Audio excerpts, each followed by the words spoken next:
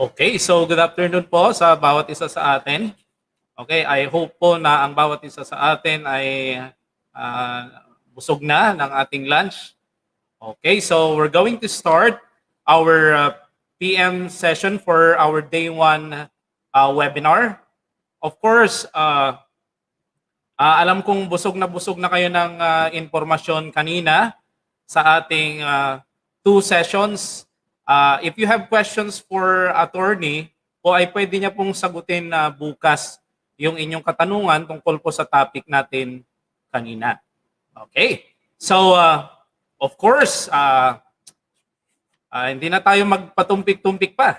So, let us go to our session 3 for this day of our webinar. And of course, to discuss about the positive discipline building blocks, warmth and structure. Of course, the principal 4 of Umingan Central Elementary School, Umingan 1 District. Of course, Sir Romel O. Casabar. Good afternoon, sir. Good afternoon, sir. Clear ba ang pan? Yes, sir. Loud and clear, sir. Kumusta yung PowerPoint? Baka hindi naman nakikita. Yes, sir. It's nice, sir. Tingnan ko tingnan natin muna. Gumagalaw? Wala pa, sir. Okay, so take it away, sir. Gumagalaw ba? Yes, sir. Yes, sir. Okay. Sige nga. Okay, go ahead, sir. Take your time. Okay, thank you very much, Sir Rod. And good afternoon to everyone. I hope nakapag-lunch na kayo at nabusog. And then ready na kayong makinig this afternoon for the third part of our session. The topic is positive discipline, building blocks, warmth, and structure.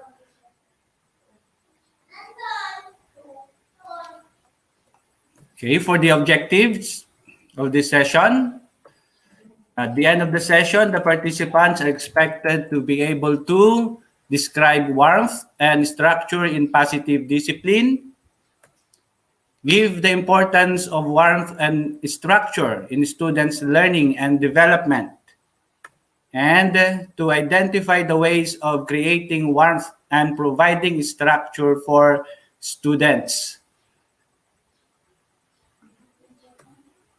And before we go on, let's have first a review of the things being taken on by the first and the second speaker. The first speaker to talk about the foundation of this positive discipline in every teaching, which is about child rights and principles. And nawala. Ayun. And the educational principles. And the second speaker talk on setting long-term goals. And for this session, we're going to talk about now the tools. The tools in achieving positive discipline. Balikan lang natin yung important na learning na nakuha ko from the first speaker, yung differentiation ng punishment at saka disciplinary measure. So in positive discipline, iniwasan natin daw na gamitin ang punishment. At ang punishment ay may bago ng pangalan actually. Hindi dapat natin sabihin daw na punishment because of the negative connotation of the word punishment. Because of punishment, it will create resentment. Nagra-rhyme pa, no? Ang tawag pala natin dyan ay disciplinary measure or sabi ni Ma'am Bell, consequences. So when we talk about punishment, gusto ko lang i-clear ito na pag nabanggit ang punishment, ang perspective natin ay hindi na yung disciplinary measure. Because when we talk about disciplinary measure, our intention is not to harm or to hurt the children, but rather to teach them, to make them learn things necessary for their life. So yun ang distinction. Kapag sinabi nating punishment, wag nyo nang isipin na may positive result ito, kundi it's purely on the negative side. Kasi pag may positive side, ang tawag natin doon ay disciplinary measures or consequences. So, let's go back to our topic, the tools for achieving positive discipline in everyday teaching. And that is providing warmth. Init. Init. Ano kayang klaseng init ito? What do we mean by warmth? Warmth is defined as ensuring that the students feel emotionally and physically safe. It is respecting students' developmental levels and views. We know that children develop at various rates and various ways. Another one is being sensitive to students' academic and social needs. Okay, we are recognizing the individual differences of each student. And again, having empathy with students' feelings. Considering the feelings and showing students that you care about them. Yun nga yung mga tinalakay ng first speaker natin kanina. But before we go on, ipinagpapauna ko na po, especially for the school heads in the secondary level and in the senior high school, pagpasensyahan nyo na po if the examples that will be given are purely in the elementary level. Kasi nga po ay nasa elementary tayo. Bahala na po kayong mag-adjust. Anyway, mas mataas naman ang ang level ng inyong pag-iisip kasi kayo nga ay nasa high school. Ayan, sa junior and senior high school. So bahala na kayong mag-adjust sa mga given examples na ibibigay natin mamaya. Mahirap magsalita pag wala palang kinakausap. So, based on these given definitions, warmth is really feeling safe and respected. Now, with the implementation of this child protection policy, the terror, I believe that the terror teachers have become endangered species, if not extinct. Mayroon pa ba? Sa palagay ko, kukunti na lang sila. Ang meron na lang ata ay school heads. Joke lang po, joke. Wala na rin, actually wala na rin. Kumbaga kung meron lang endangered species na. Yung iba talagang extinct na. But the question is, are the teachers the only one posing threat to our students? Sila lang ba nagbibigay ng fear, ng anxiety sa ating mga students? Sino pa kaya ang nagbibigay ng threat or anxiety sa kanila? Now, I just want to impart or share my experience in conducting classroom observation. One time, the scheduled classroom observation for COT, I observed a teacher. And that teacher, I know personally, is kind. And while observing the lesson, okay naman yung lesson. It was carried out according to plan. Kasi nga, meron tayong tinatawag na pre-observation phase na pag-usapan na yon.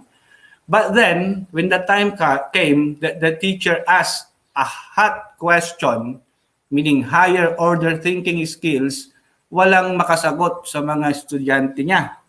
Siguro nasubrahan ng taas, hindi nila maabot. So,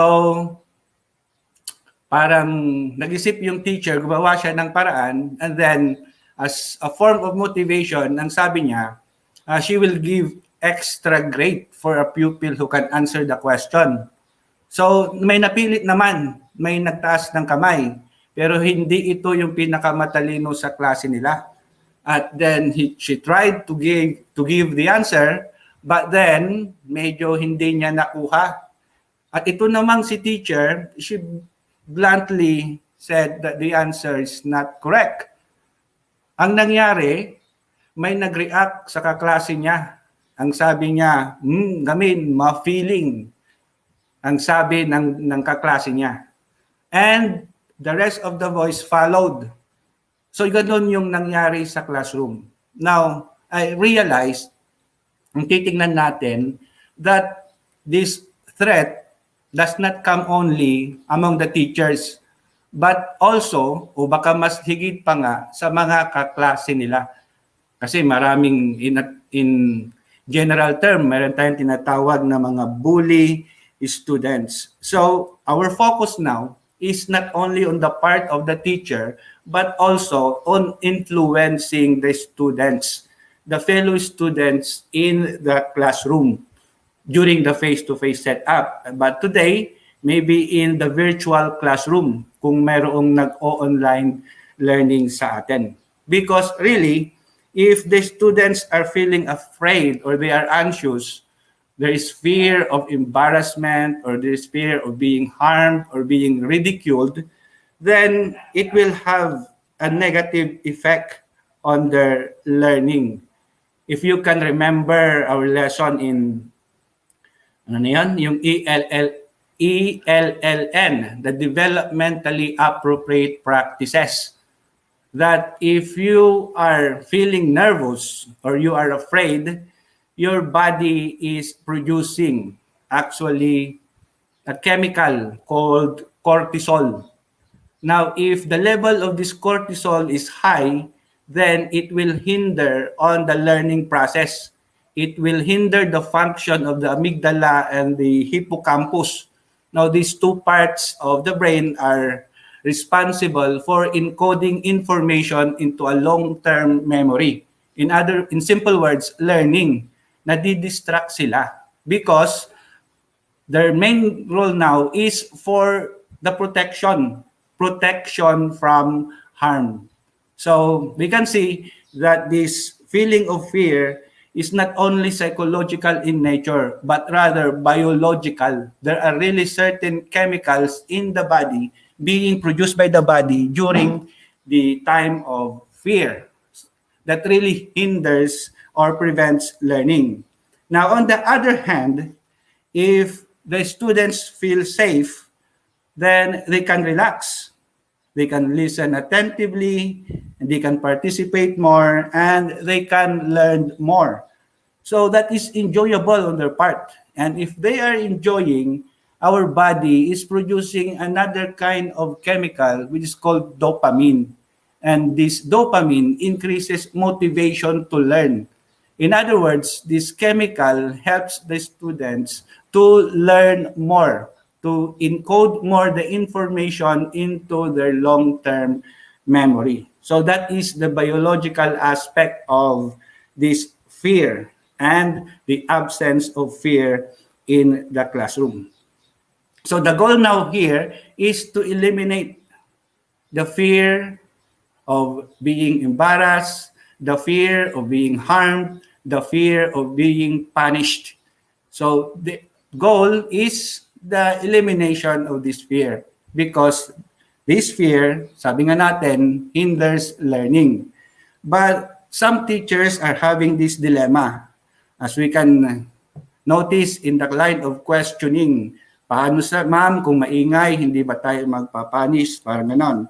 Because they have dilemma that if we totally remove fear or punishment in the classroom, they fear that the students will become spoiled. They will become unruly and will not listen to the teacher anymore. But being spoiled is a different thing. Being spoiled is having no boundaries and not providing guidance. Warmth is entirely a different thing. Warmth is making the students feel safe and respected, but with boundaries and guidance. Actually, warmth sets the stage for learning. Now, how important is this warmth? What will it do? Sabi nila, warmth increases students' cooperation, interest, motivation, and very important, love of learning.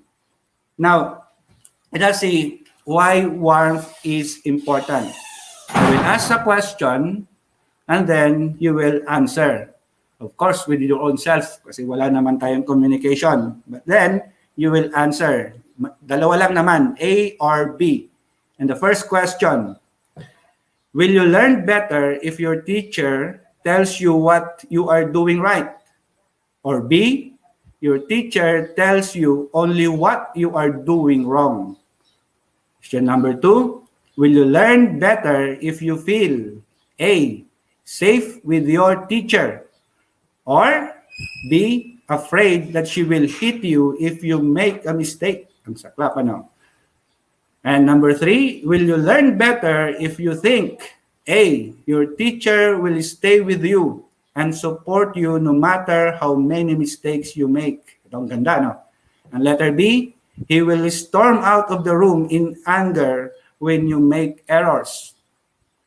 And number 4, will you want to please a teacher who A, is kind and understanding, or B, yells at, embarrasses, and criticizes you? And number 5, will you want to learn other languages if your teacher A, tells you how capable you are, or B, tells you that you're stupid? Parang kay Parlade, ano? Tinawag niyang stupid yung mga senators na trying to say something, yung pang-reretag niya di umano, ano, stupid. And number 6, will you want to tell your teacher when you're having problems if you expect A, he will listen and help you, or B, he will get angry and punish you? Okay, I believe all of your answers are letter A. Actually, all of those options, yung letter A, are examples of providing warmth in the classroom or providing warmth for the students. And those option B's, those are the absence of warmth. Tells you only what you are doing wrong, afraid that she will hit you if you make a mistake. He will storm out of the room in anger when you make errors, yells at, embarrasses, and criticizes you, tells you tells you that you're stupid. Ouch.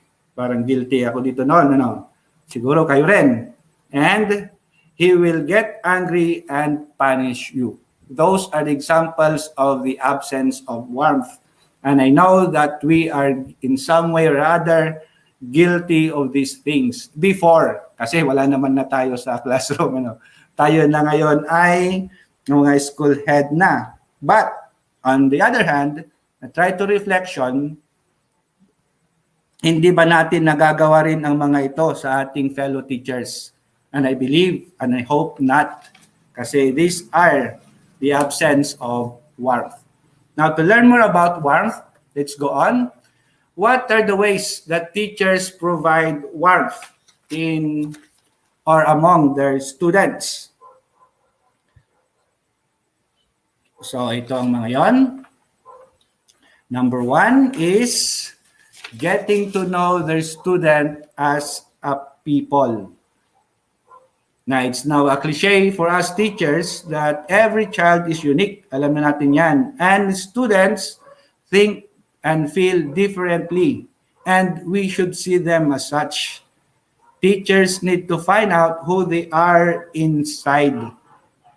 Tingnan natin ang kanila talaga through nature.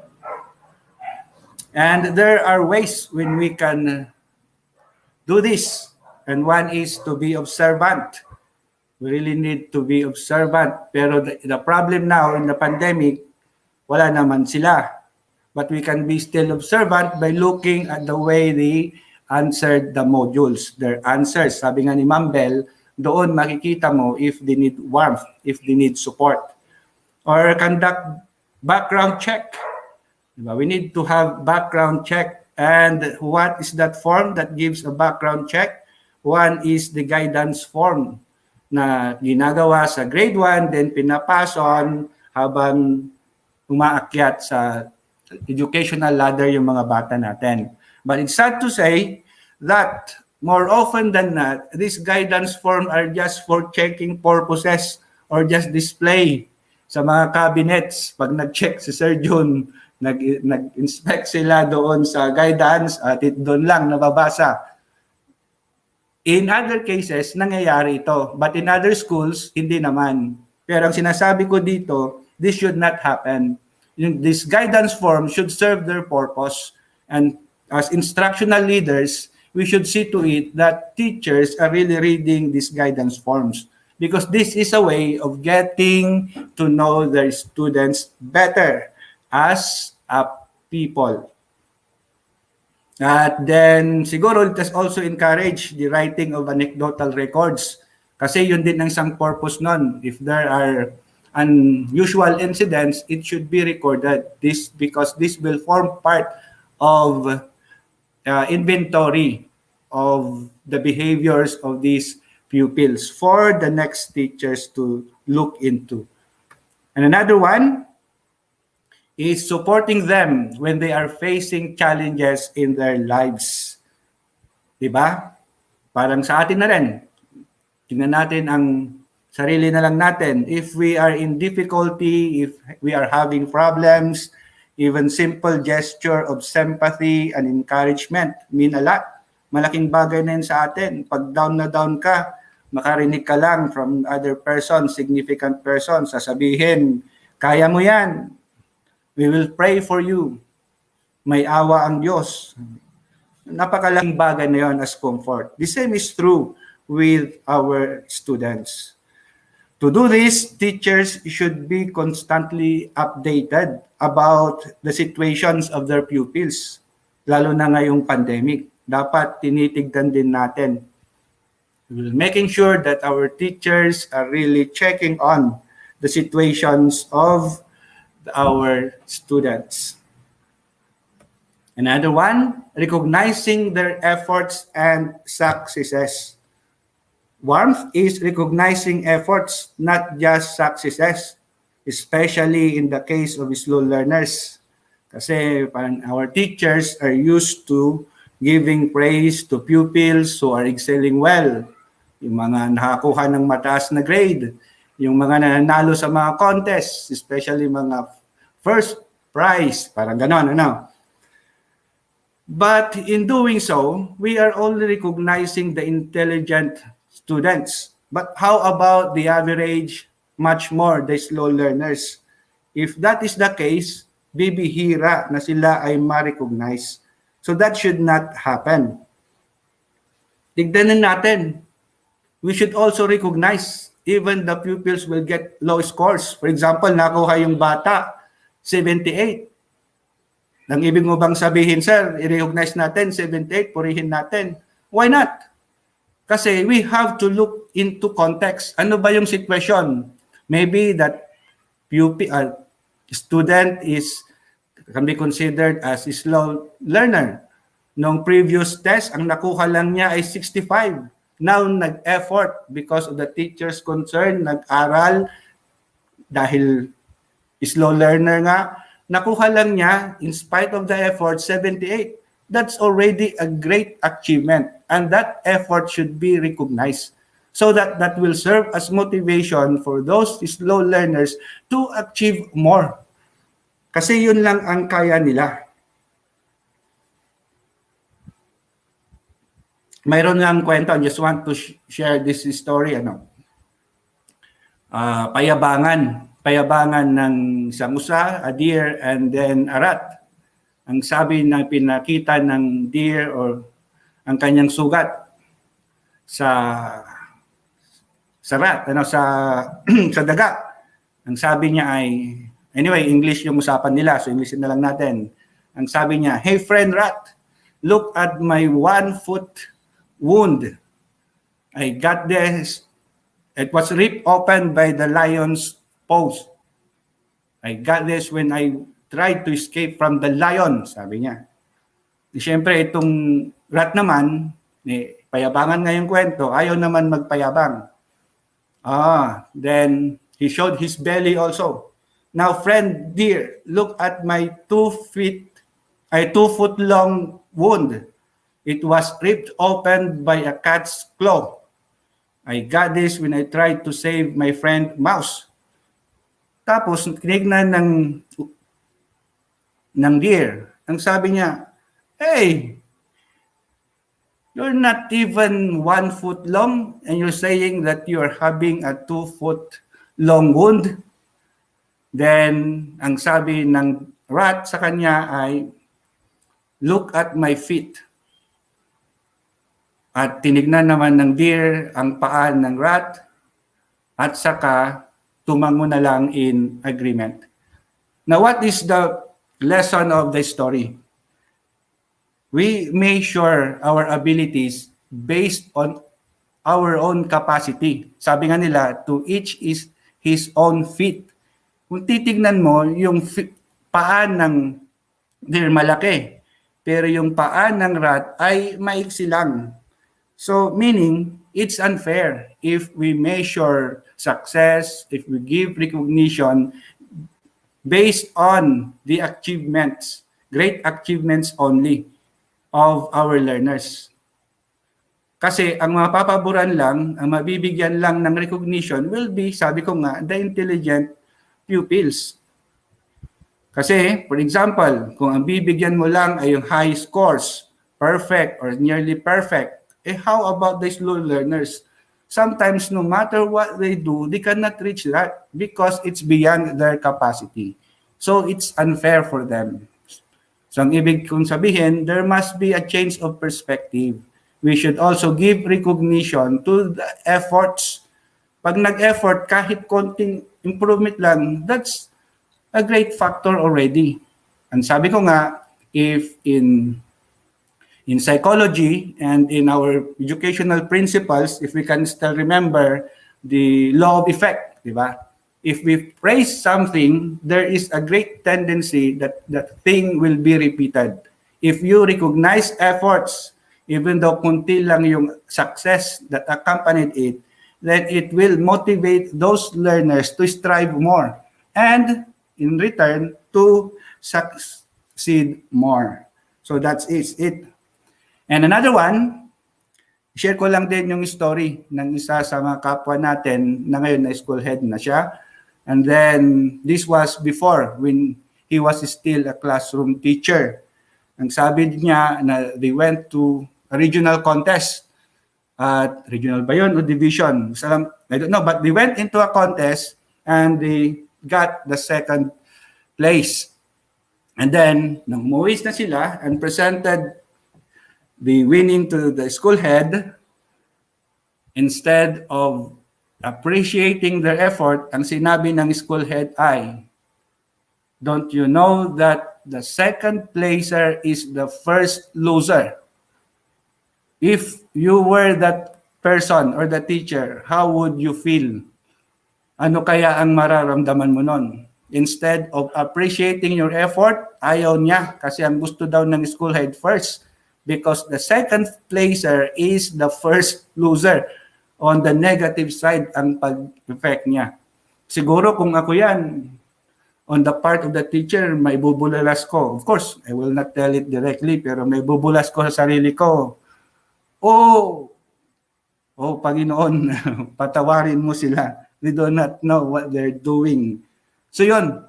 So giving recognition to efforts is very important. It is a way of giving warmth for our students. Another one is encouraging them when they are having difficulty. We should have the patience. We should train our teachers to have the patience in teaching their students the lessons which are difficult to them. Siguro, we were teachers before. And I don't know kung pareho niya ko. I'm actually talking about myself. Madaling uminit yung ulo natin if yung ini-explain natin ay hindi makuha ng bata. For the second time, for example, you explain the lesson, hindi niya nakuha, then okay pa naman, ningiti ka pa rin to explain for the second time. Pero pag the third time, medyo iba na yung timplada mo, ano? It's a time that you start to be irritated. And sometimes we try to conceal that. na naiinis ka na. But our tone of voice, our facial expression will reveal our true feelings. And these negative feelings, these negative emotions are easily detected by the students. Kumbaga, para silang, if we can compare them sa mga aso na lakas ang pangamoy. Sila naman malakas ang pakiramdam nila sa mga ganitong pangyayari. And once they feel that the teacher is already irritated, yung tendency, ang naisip na nila, the punishment, the embarrassment, the humiliation that will come after. So their body will start to produce cortisol. And this cortisol, sabi nga natin, will hinder learning. Then the more that they will not learn. And the more that they will not learn, the more that you will get angry. Painit din ng painit ang ulo mo. So the more na hindi rin nila naintindihan until ang gagawin mo na lang, makapagsasalita ka na lang minsan, you better plant kamote. Pero sa child protection policy, sabi nga natin, iniiwasan na natin. I was just recounting the things that teachers do before. Habang nagagalit yung teacher, lalo namang hindi naintindihan, lalo namang nagagalit, and the cycle goes on. That will happen if there is no warmth in the classroom. Then another one, showing their students that they are respected even when they make mistakes. Making mistakes is a fundamental part of learning, and yet students are afraid of committing ones because they are afraid of being punished or being ridiculed or being embarrassed if they commit mistakes. Okay, not only by the teacher, pero sabi ko nga, pati rin sa kanilang mga classmates. Now, this is a true-to-life story again. Pasensya na kayo, mahilig akong magbigay ng story. This is a true-to-life story again, and I want you to analyze this thing. Now, in a particular class, ang lesson is about, kasi parang katapos lang ng New Year, about the firecracker, the celebration of New Year. And then sa binabasa, may firecracker doon. And then isang bata ang nagsabi, "Ma'am, ano ang ibig sabihin ng firecracker?" Then one classmate reacted, "Tanga," sabi niya. "Firecracker lang, hindi mo pa alam." And then upon hearing that, medyo nainis yung teacher because the pupil who reacted used this word, not good word. And then sabi niya, anyay nga rod, Tagalog pala, ano naman ngayon ang ibig sabihin ng firecracker? Then ang sabi ng bata, "Ma'am, di biskwit," sabi ng bata. And then nagtawanan lahat sila, including the teacher. And the teacher commented, "Tanga, uray si kamo gayam." Then kahit ikaw pala, hindi mo alam ang ibig sabihin. And all the classmates, all the persons in the class laughed at that person. So let's have to analyze this one. What is missing in that classroom? Parang sabi nga natin ng warmth is its empathy for one's feeling. So ang wala doon is the regulation of the rules and regulation, the implementation of the rules and regulation of that classroom. We know teachers should prohibit the use of these negative words. Parang we can say that these are toxic words because they create negative emotions and negative feelings among the students who will hear it. And this should be prevented. But rather, teachers should promote the use of encouraging words. For example, encouraging words, "That's right, good job, you made it." Yun ang dapat na sasabihin ng mga students natin, not the negative ones. Another one is telling them that they believe in them. Now, letting the students know that the teachers believes in them has a huge impact on the students' views of their own abilities. But this is not just merely saying it. This is better said through actions, by the teacher's encouragement, by the teacher's support when these students make mistakes, and by the joy the teacher shows when their students made successes. And the one, sharing humor with them. Ayan. Humor breaks, of course, alam na natin, the monotony of the class, which often bores them. It also makes the classroom happier, which causes students to go back to the school during the face-to-face, ang sinasabi ko, ano. But the problem is, not all the teachers have this sense of humor, no? But pwede naman itong pagpraktisan. Once in a while, mag-practice din ng jokes, magpatawa. And another one which is related to it is having fun with them. If the teachers can crack jokes, at least the teacher can laugh with the students' jokes or be part of the activities that the students like to do. And another one, way of providing warmth in the classroom, it's looking at things from their point of view. This is a challenging task for teachers because they are not used to doing this. Looking at things at the point of view of the students. Now, this will be further discussed in the next session. And the last one is listening to their opinions and considering them. There are activities wherein their opinions will be considered.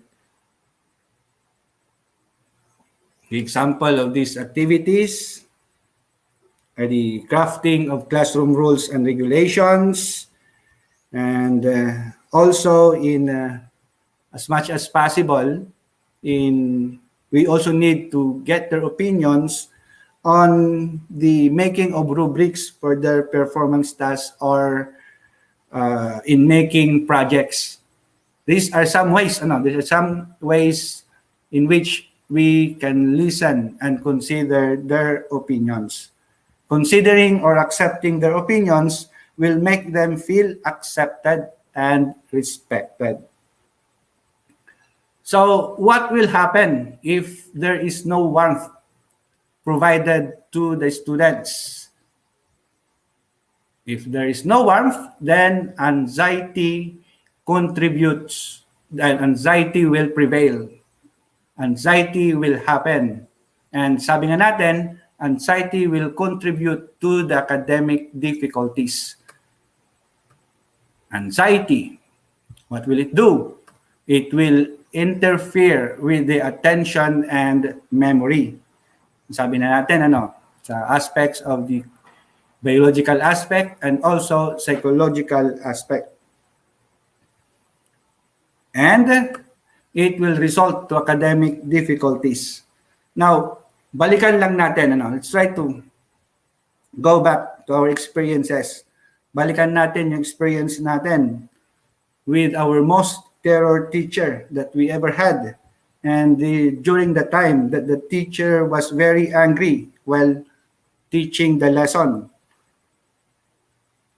Now, how do you find the lesson in that situation? Do you find it easy to listen and pay attention and to really process the information being given? Or you were busy, all of your energy is used up trying to worry of what might happen next, or trying to think of ways on how you can defend yourself from embarrassment, or how you will answer in case the teacher will call you. The only good thing na naibibigay ng situation na ito is that you become prayerful. Nagiging madasaling ka na lang, iniisip mo na lang, kailan kaya matatapos ito? Sana wag po akong matawag, something like that. But really, the anxiety distracts the learners from learning the lesson, so resulting to academic difficulties. Another one, anxiety contributes to behavioral difficulties. Now, when you are anxious, when you are afraid, you are not actually acting properly. You are afraid, you are distracted. You are distracted from the lesson. So when the teacher will ask you a question, you cannot answer properly.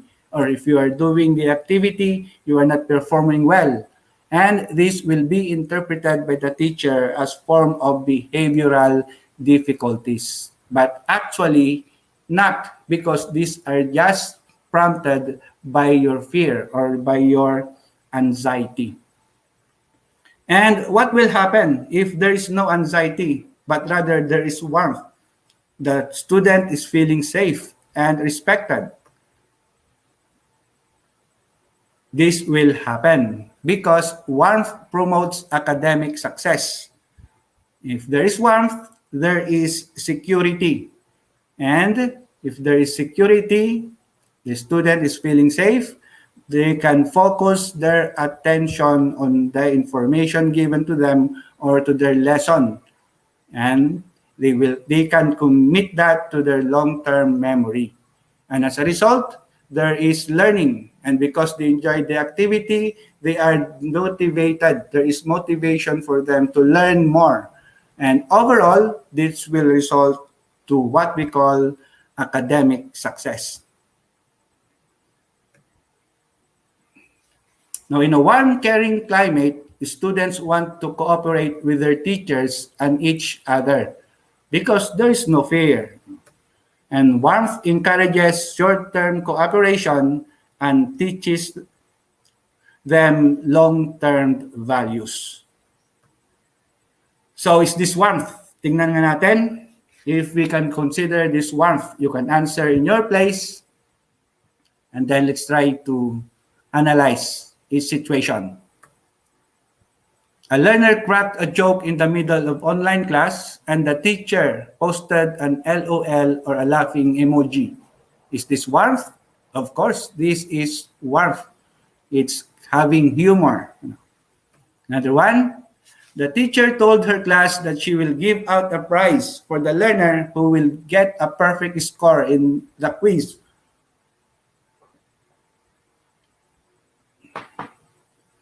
Is this showing of warmth? Partly. Why partly? This will only benefit the intelligent, sabi natin, the intelligent students. But for the average and the slow learners, this will not benefit them. This is not providing warmth to them. Ang sabi natin, we should also recognize the efforts exerted by our students, even though it means a little academic success on their part. So, importante rin yung effort done. Another one, the teacher uses various emojis to appreciate his learners' hard work. Yan, definitely is a form of providing warmth. And another one, the teacher knows which learners in her class like group work and which ones want individual work. And it's a form of warmth. It's actually addressing the academic needs and of the learners. And another one, after a destructive typhoon hit the learners' community, the teacher did not mention anything about it on the following day. Is that warmth? Siyempre, hindi. Because sabi nga natin, we should care about our students. We should be updated on their situation and show care if they are in distress or if they have problems. So this is about warmth. And let's proceed.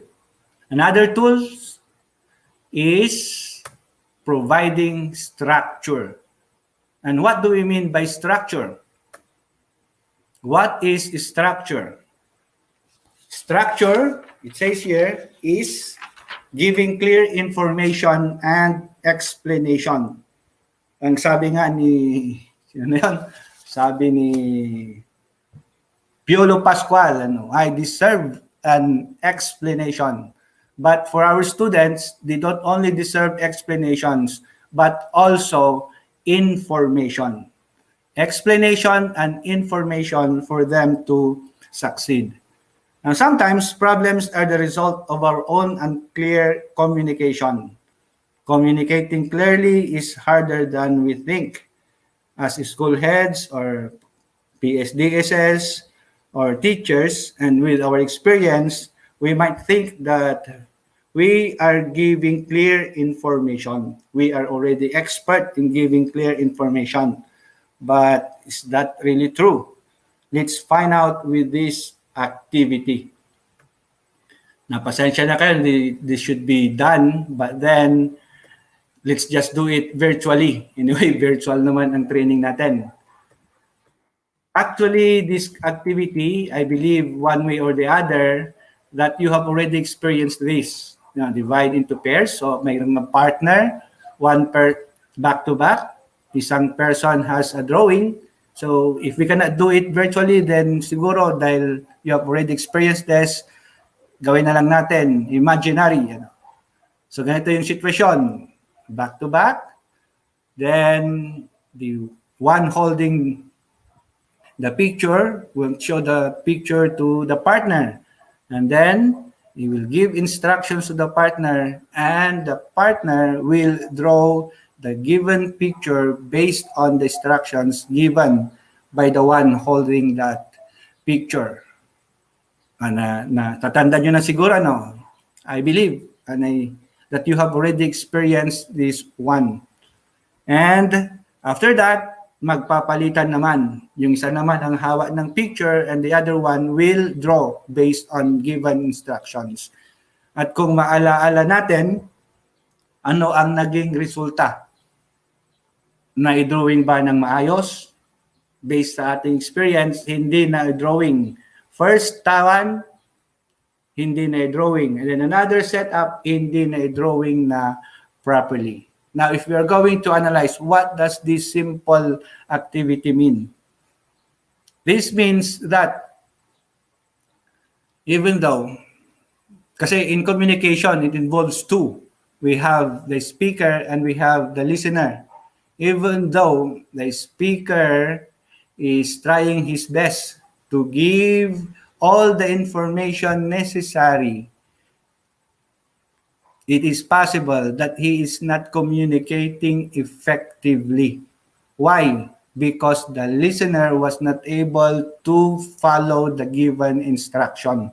No matter how careful and detailed the information is, hindi pa rin makuha minsan ng listener. And again, on the part of the listener, no matter how attentive the listener is, talagang gusto niyang i-absorb lahat ng information, there is no guarantee. It is also possible that he will not process the information well.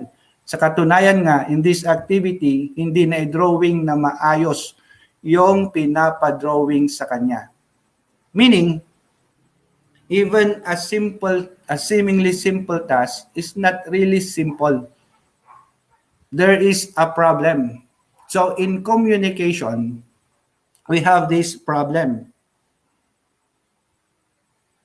It's either on the part of the speaker or in the part of the listener. Kaya nga, ang sabi ni Madam Bell kanina, diba? Kahit nagbigay ka ng instruction, inulit-ulit mo pa, pero hindi pa rin nakuha ang instruction because there is really a problem in communication. And if we consider this, so if ever that we give instructions and these instructions were not followed accordingly, then we should think about this situation. We should not get angry at once and give punishment to the persons who were not able to get our instruction.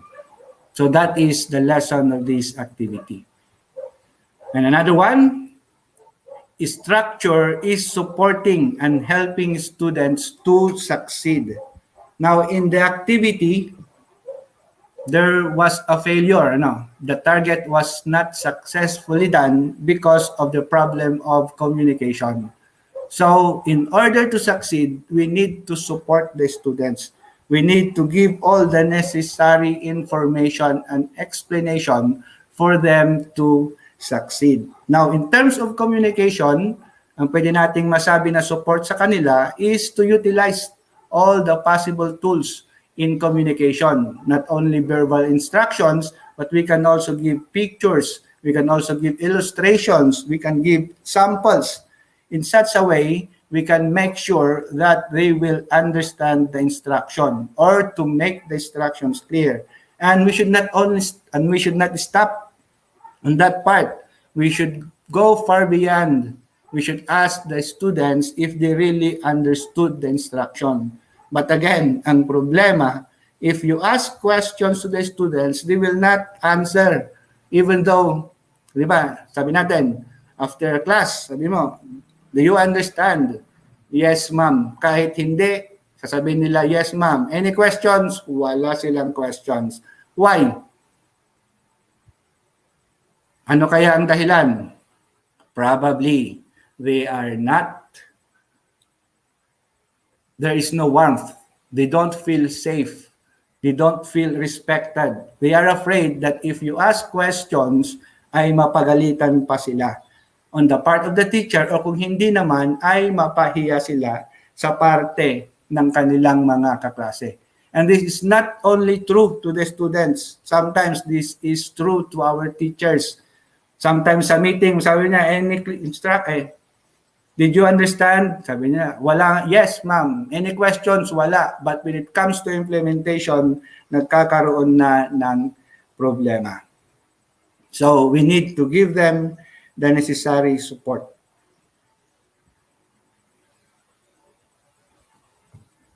And another one, being a positive role model. Take note, very specific yung sinabi nila. It's a positive role model, meaning not a negative role model.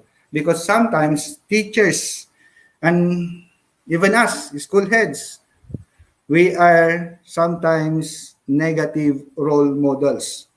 Sabi nga nila, lagi nating sinasabi, walk your talk, live what you preach. But sometimes we are not doing this. So if we want to teach the values of caring for other people, we should show them by the teachers caring, by showing care to their students. Or if you want to teach the empathy for others' feelings, dapat nag-show ka rin ng ganon na nakikita ng mga students, so they will follow, they will emulate your deeds. Okay. Ito isang problem sa eskwelahan natin ay yung proper disposal of waste. Bakit hindi natin maituro-turo? Because teachers themselves are not practicing that. Nakikita natin, kapag may seminars, if you want to remind them to throw their their trashes properly, makikita mo, maraming nagkalat na trashes after the training. So in part, yun din ang nakikita ng mga students. That's why hindi effective yung pagsasalita lang. This must be done. This must be shown by being a positive role model. Isa na lang, for example, yung pagsasalita ng masama, ano ba? Dinidiscourage natin in ESP, don't use those words, bad words, sabi natin. But there are cases wherein teachers are using them. Another true story, yung teacher, nagtuturo sa klase niya about this. Then biglang dumating ang co-teacher niya. Joe, sabi niya. Nagulat siya. Sa kanyang pagkagulat, ang sabi niya, pardon my words, this is a true story. Ang sabi niya, okay na mo, Joe. Tutakpay. So, what does that mean? Yung teacher, ginagamit niya yung mga words na yon, so he is not showing a positive role model. She is a negative role model. Tignan natin, at din tayo din. Are we positive role models to our teachers? Example, ito, I'm guilty, naamin ko naman, going to school early, parang gano'n. Wag yung gaya ng joke.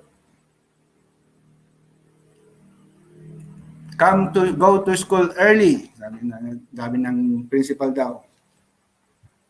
Apay, principal kayo. Parang may karapatan ang principal na maging late. If we want our teachers, our fellow teachers to be early, then we should be positive role model. And also on the part of the teacher, all the things, all the values that the teacher wants to teach to the students ay kailangan niyang gawin. So, if we want to change the negative attitudes of our learners, we or the teachers must first change their negative attitude. Change, sabi nga nila, must start within ourselves. And another one, providing opportunities for students to fix their mistakes. And one of these is by not giving outright punishment when a student made a mistake. Because if we do this, we are really inhibiting their creativity. Kasi pag nagbigay ng punishment, that is discouragement on their part. Ang sabi nga nila, many scientists made the discoveries or inventions through making mistakes. Dahil sa maraming mistakes na nagagawa nila, they were able to do their inventions. Just like the case of Thomas Edison. Siguro lahat naman kayo familiar na kayo sa story na yun, ano? Kasi sabi is, on the 99th times na sinubok niya, nung habang iniimbento niya yung bulb, ay paltos na naman. So, instead of being discouraged, ang sabi ni Edison daw ay, at least now, I know that these 99 things won't work. So, what do I mean? On the eyes of Edison, tinitignan niya pa rin yung mistake as part of learning. Hindi niya tinitignan ito as part of failure. Because mistakes are really parts of learning. From our mistakes, we are learning.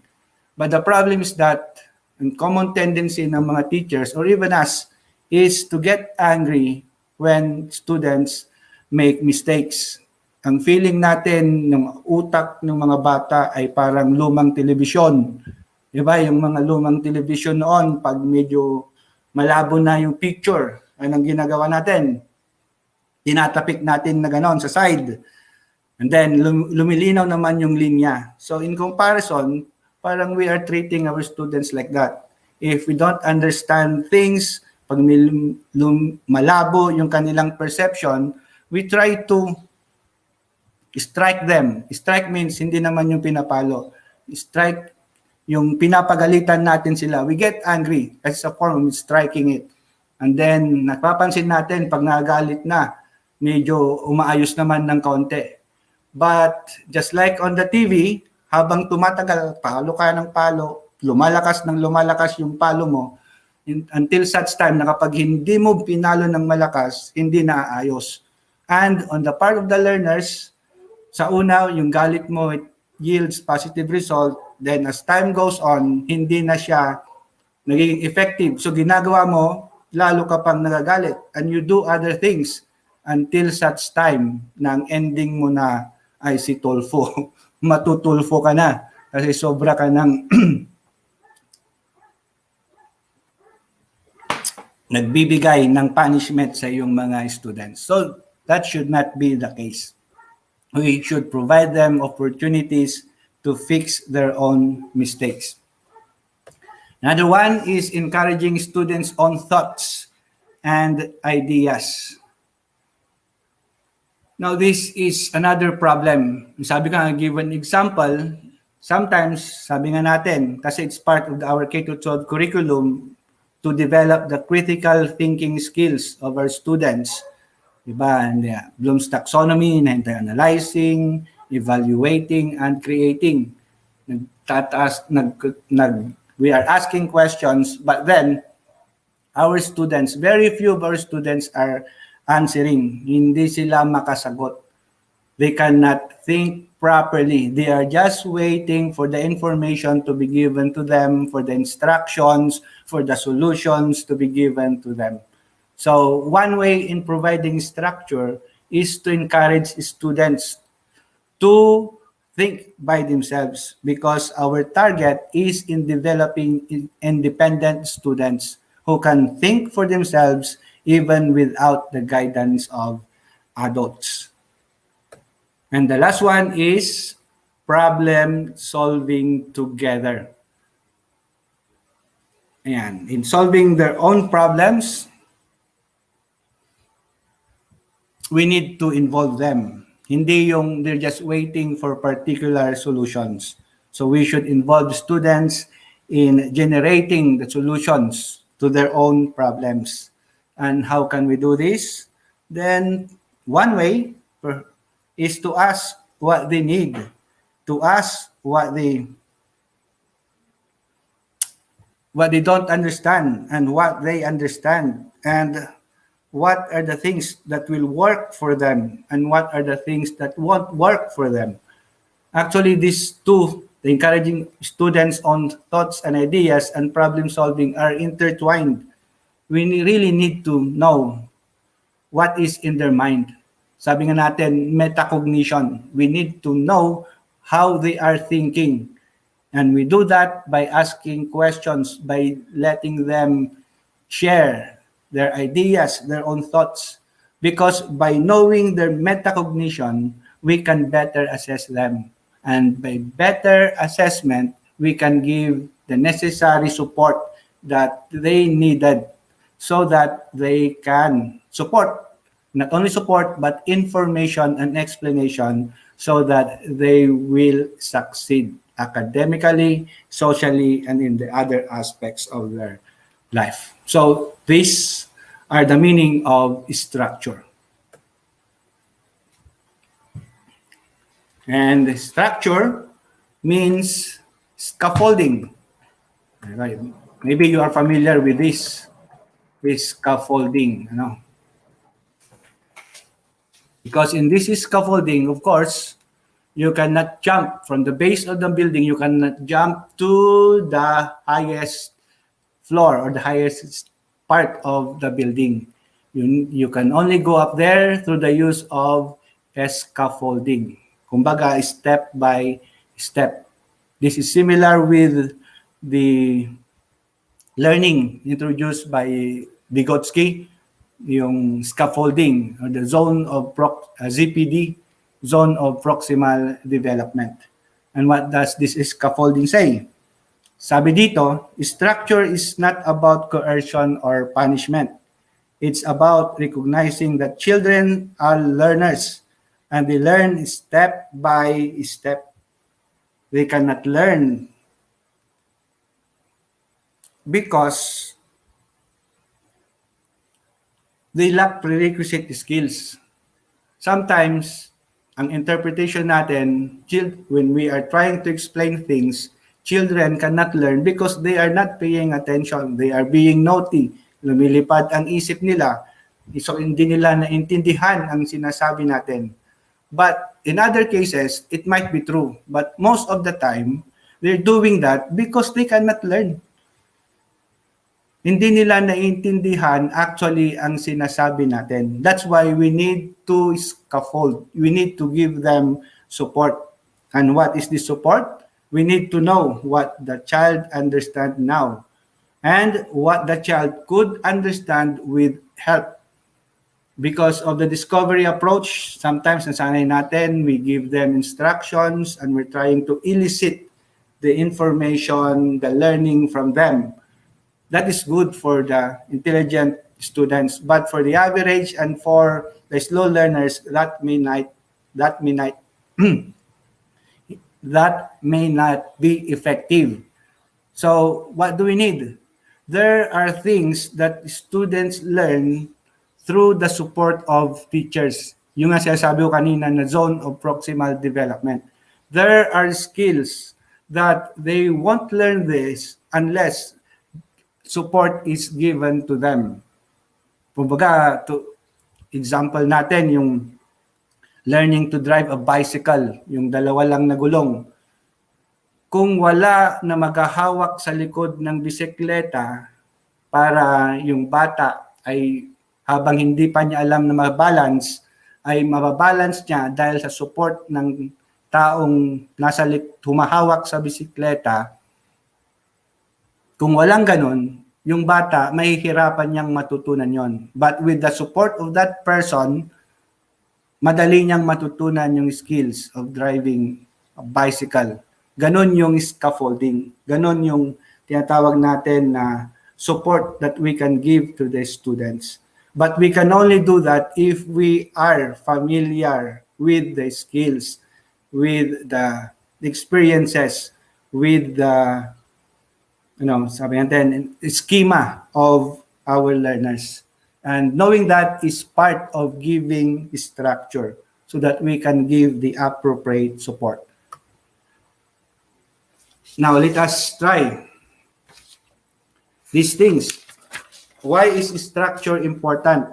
I want you to answer this again, A and B again. Will you learn better if your teacher, A, teaches you the rules of spelling, or B, expects you to figure out how to spell new words and punishes you when you make mistakes? 2, will you want to learn more if your teacher, A, recognizes and appreciates your attempts even if they're not perfect, or B, your teacher threatens to punish you if you make a mistake? Number 3, will you learn better if your teacher, A, gives you the information you need to pass a test, or B, doesn't give you the information you need and then gets angry when you fail the test? And number 4, will you want to please a teacher who, A, talks to your mistakes over with you and shows you how to improve next time, or B, the teacher hits you when you make mistakes? Another one, will you want to learn more languages if your teacher, A, gives you advice and encouragement to try, or B, tells you that you'll never be able to learn?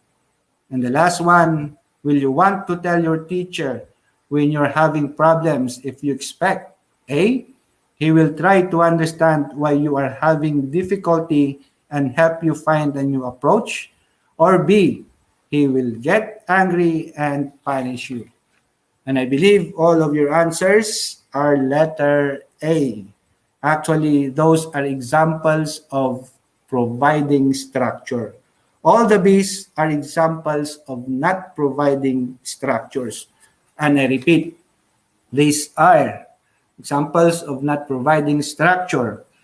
Threatens to punish the student if they make mistake, doesn't give the students the information they need, and then gets angry when they fail the test.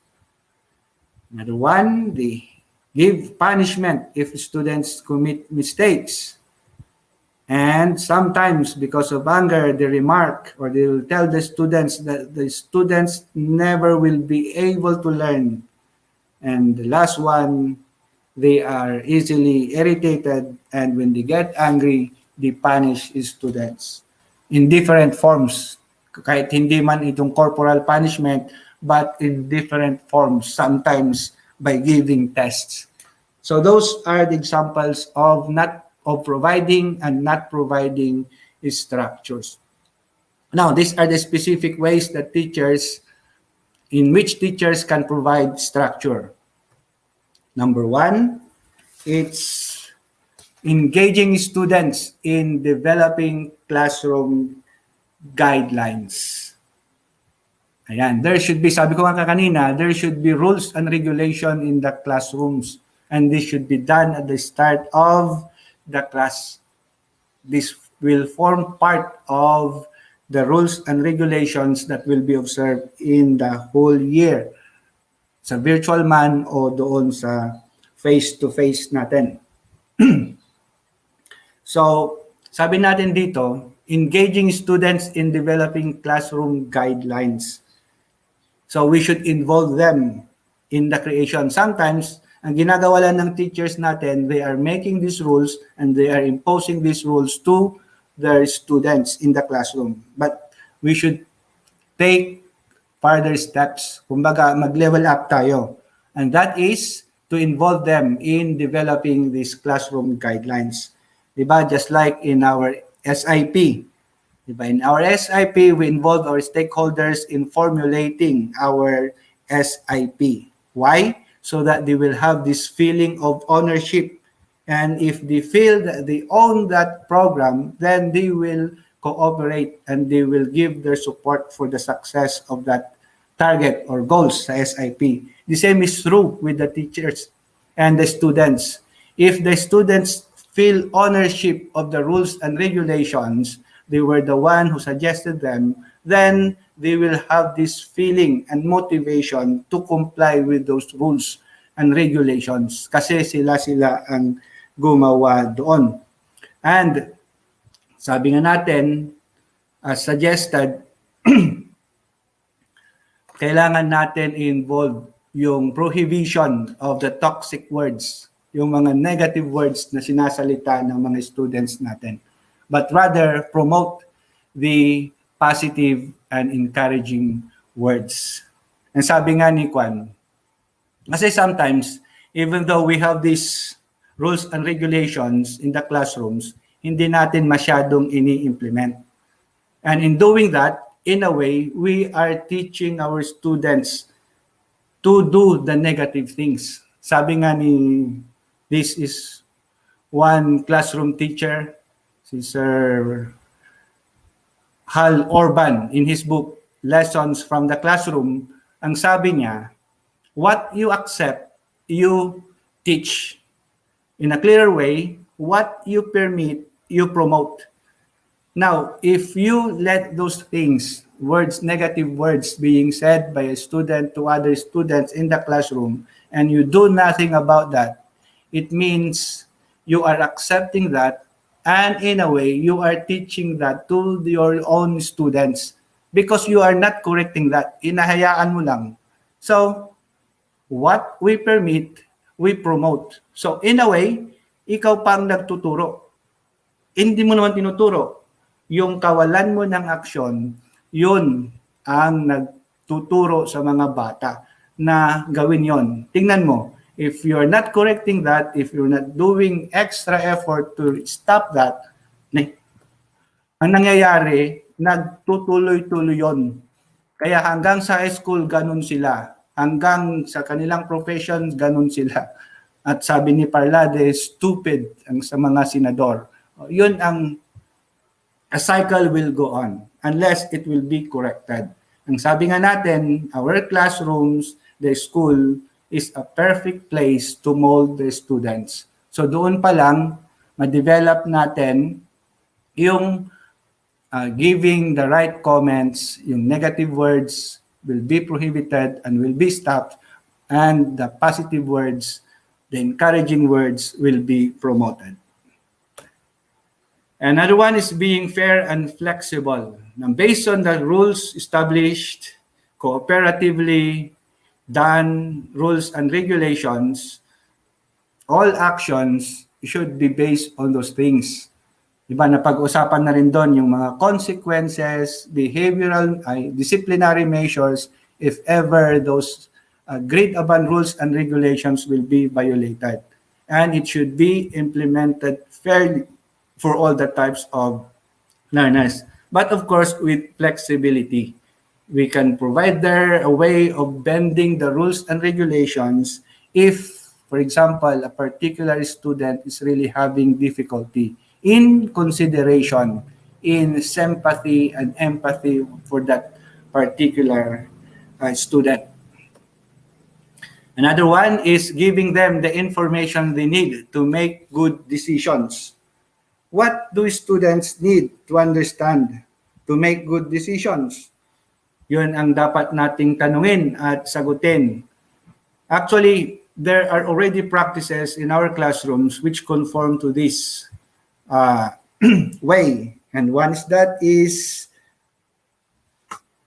by providing rubrics for the performance-based tasks of our learners or for the projects for our learners. If you provide rubric, then you are giving them information they need so that they will get high grades. So those are examples of one. And another one, yung mga clear guidelines natin, our expectations, our stable expectations of our learners. Napag-uusapan na yan.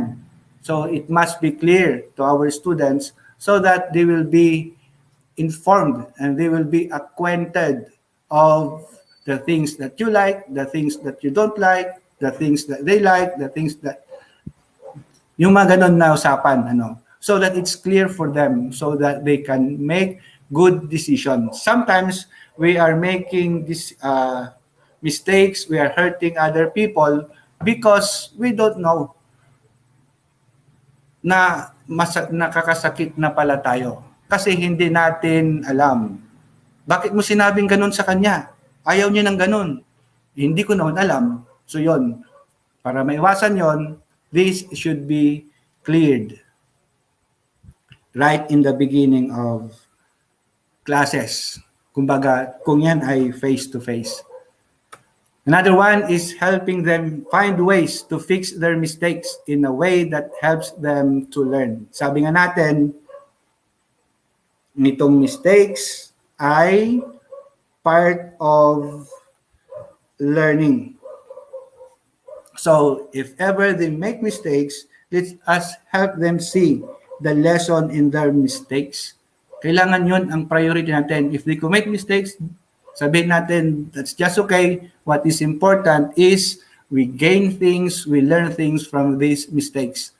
Not only to not repeat the mistake, but rather to improve and to learn something that will make them succeed. That's better than by giving them punishment or by getting angry.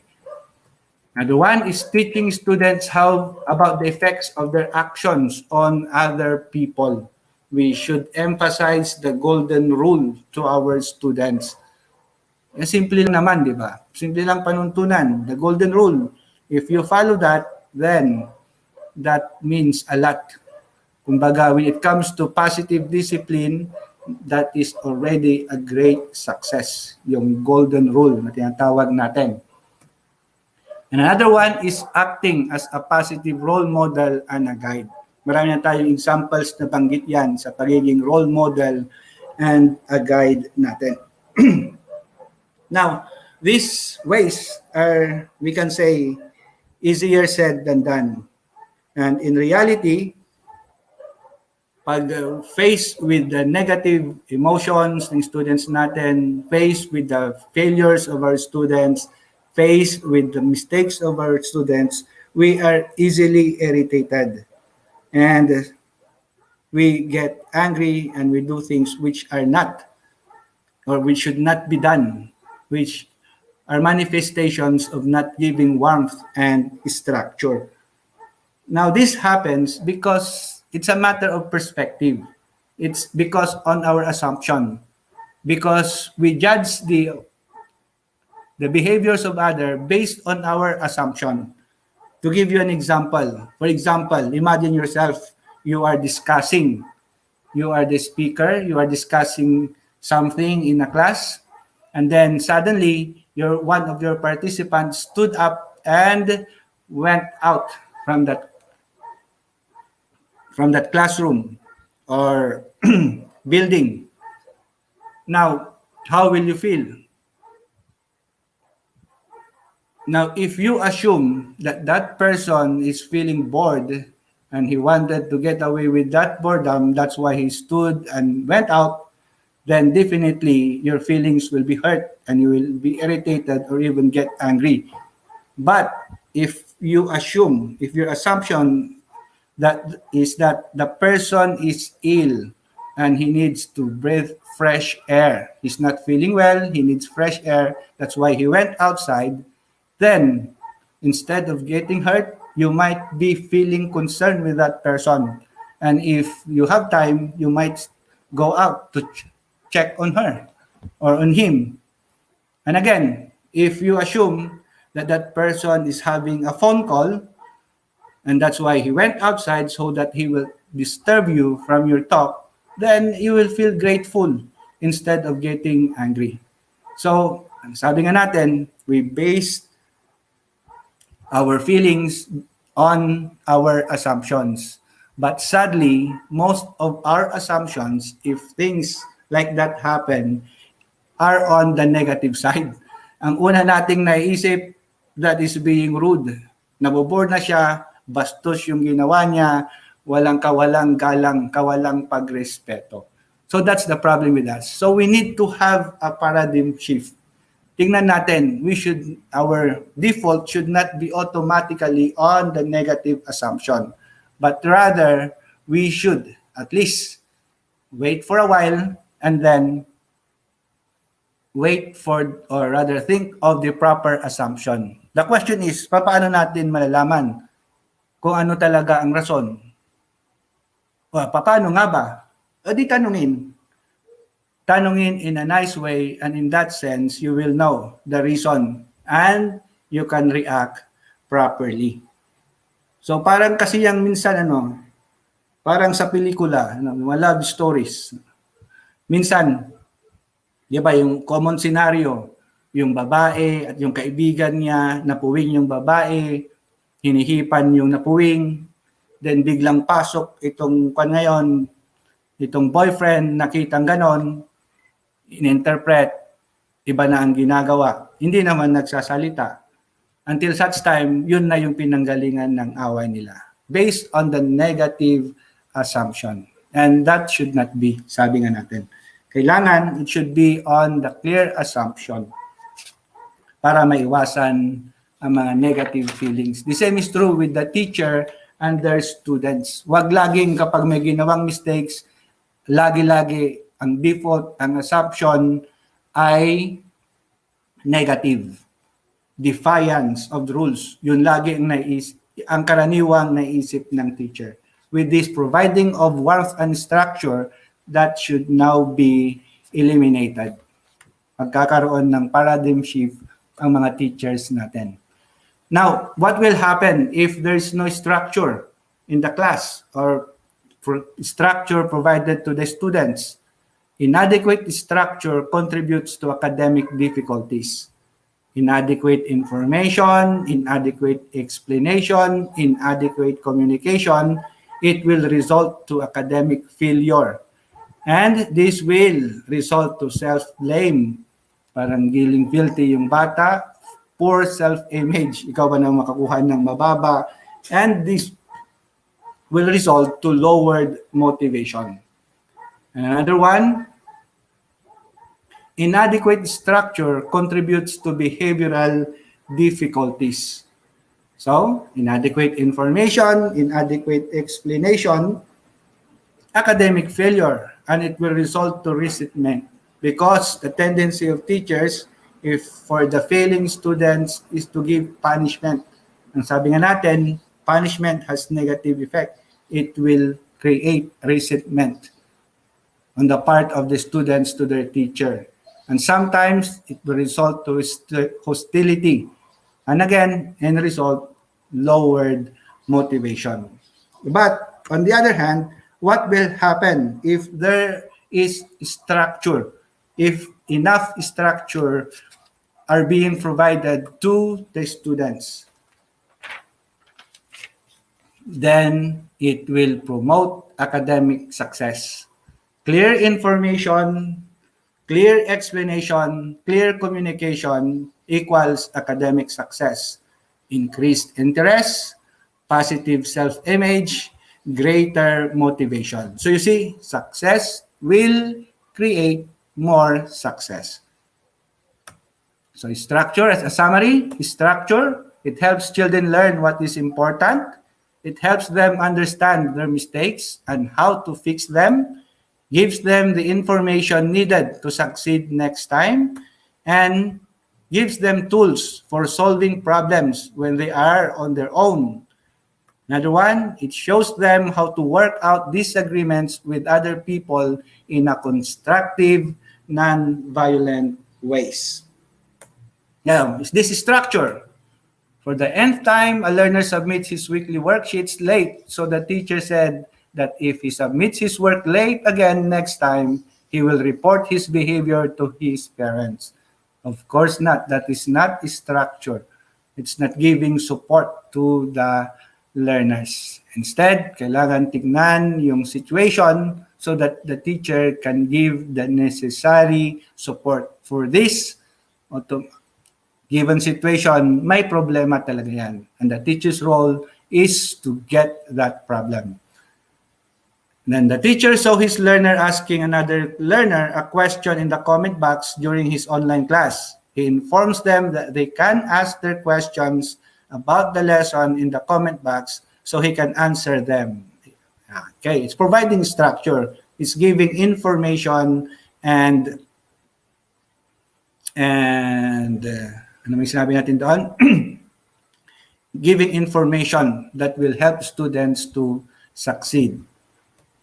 And this structure, after each quiz, the teacher tells her class which items they got wrong and the reason for the correct answer. Ayan, fixing mistakes, learning from mistakes. That's structure. And the last one, at the beginning of the school year, the teacher tells her class what behavior she expects from them. She also asks them to write in the comment box during her online class the characteristics of a good teacher. Okay. Definitely, that is structure. So, in summary, we can say that warmth provides safe environment for learning. Its structure provides clear, usable information that supports the child's learning. So, let us make sure that warmth and structure are sufficiently given to our learners to truly achieve quality education.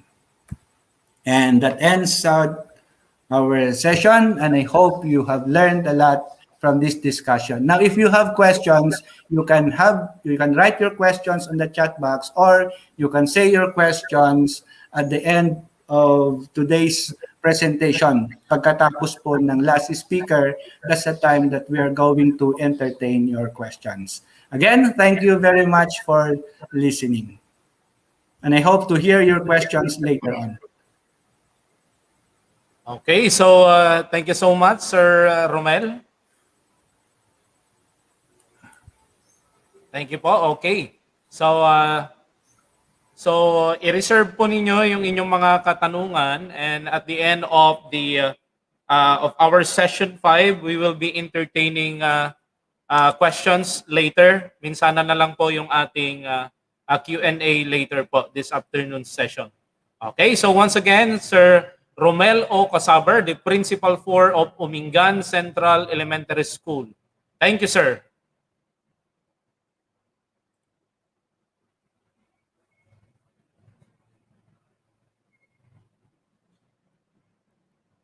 And now, ladies and gentlemen, for our session 4 to discuss the positive discipline building blocks, Understanding Child Development Part 1. Okay, let us welcome once again Ma'am Annabella G. Dingwasen, the Registered Guidance Counselor 2 of Alejandro F. Uliga National High School. A big hand, ladies and gentlemen. Ma'am Bell?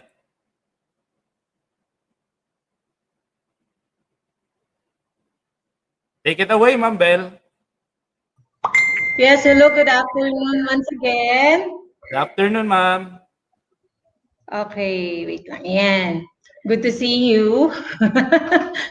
I'm back. Yes, Lang po, I'm just going to share my screen. Ang alam ko, nag-share na siya. Hindi pa ba?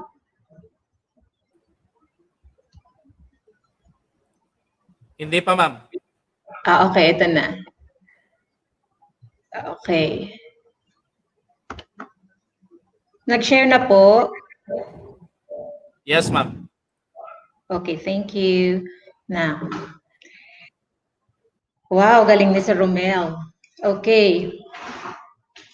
Natutuwa po ako na muli makasama ko kayo ngayong hapon. Nagkasama-sama po tayo kaninang umaga. Kasama-sama po ulit tayo ngayong hapon. And then we will proceed now to the third building blocks of positive discipline. That is understanding child development. Okay. So why do teachers need to know about child development? Why do teachers need to know about child development? Why do we need to know it?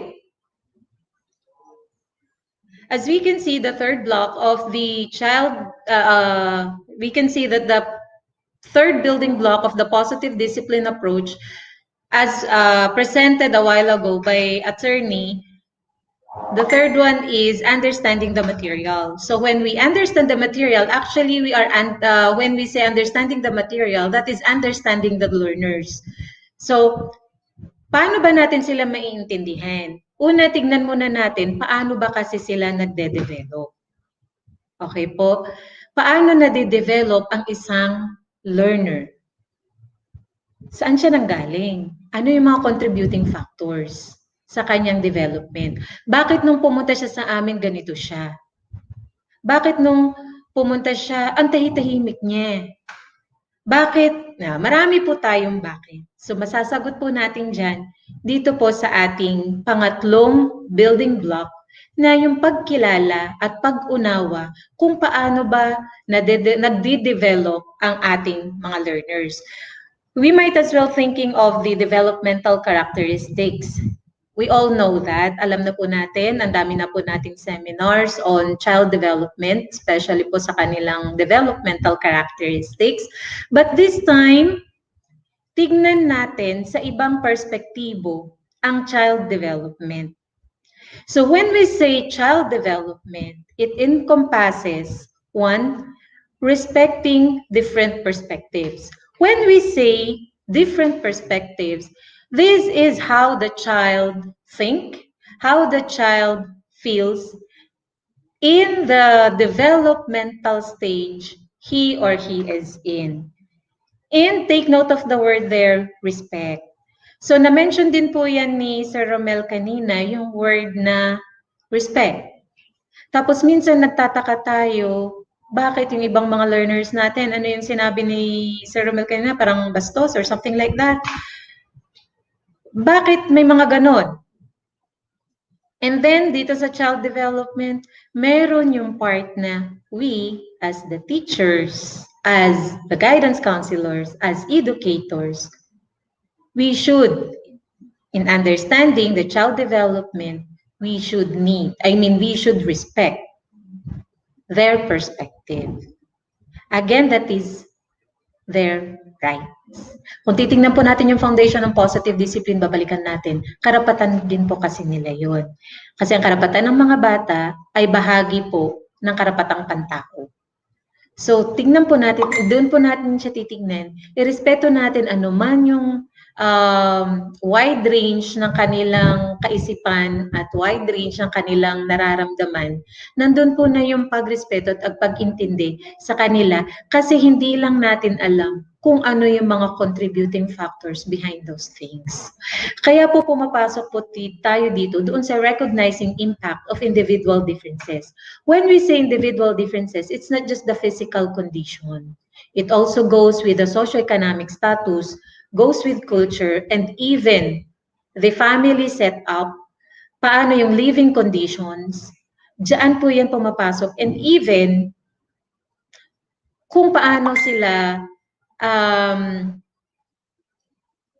kung paano yung kanilang, when I say yung child rearing, kung paano sila napalaki. Kasama po siya dyan sa individual differences. Anyway, meron po tayong speaker na naka-assign to discuss more on this topic. And then, syempre, we also need to know or realize our role in conflicts. Remember, we have our own stress responses. Minsan, out of our flipping the lid, or kung nag-flip tayo ng lid, and then na-overcome yung ating thinking brain, ng ating emotional brain, nagkakaroon po tayo ng contribution sa hindi man sa pagkaumpisa or pagka-initiate ng conflict, but in the worsening of the conflict. So we also need to recognize that para mas maayos natin at para mas maintindihan natin kung nasaan ba. Okay, kasama po siya sa aspeto na yan. Kasi baka mamaya, tayo na po yung hindi nakakaintindi doon sa developmental stage na kung saan nandun yung ating learner. Kaya nandun po yung having appropriate expectations. So when we say appropriate expectations, ito po yung we expect an output from them or we expect a behavior from them based on their developmental stage.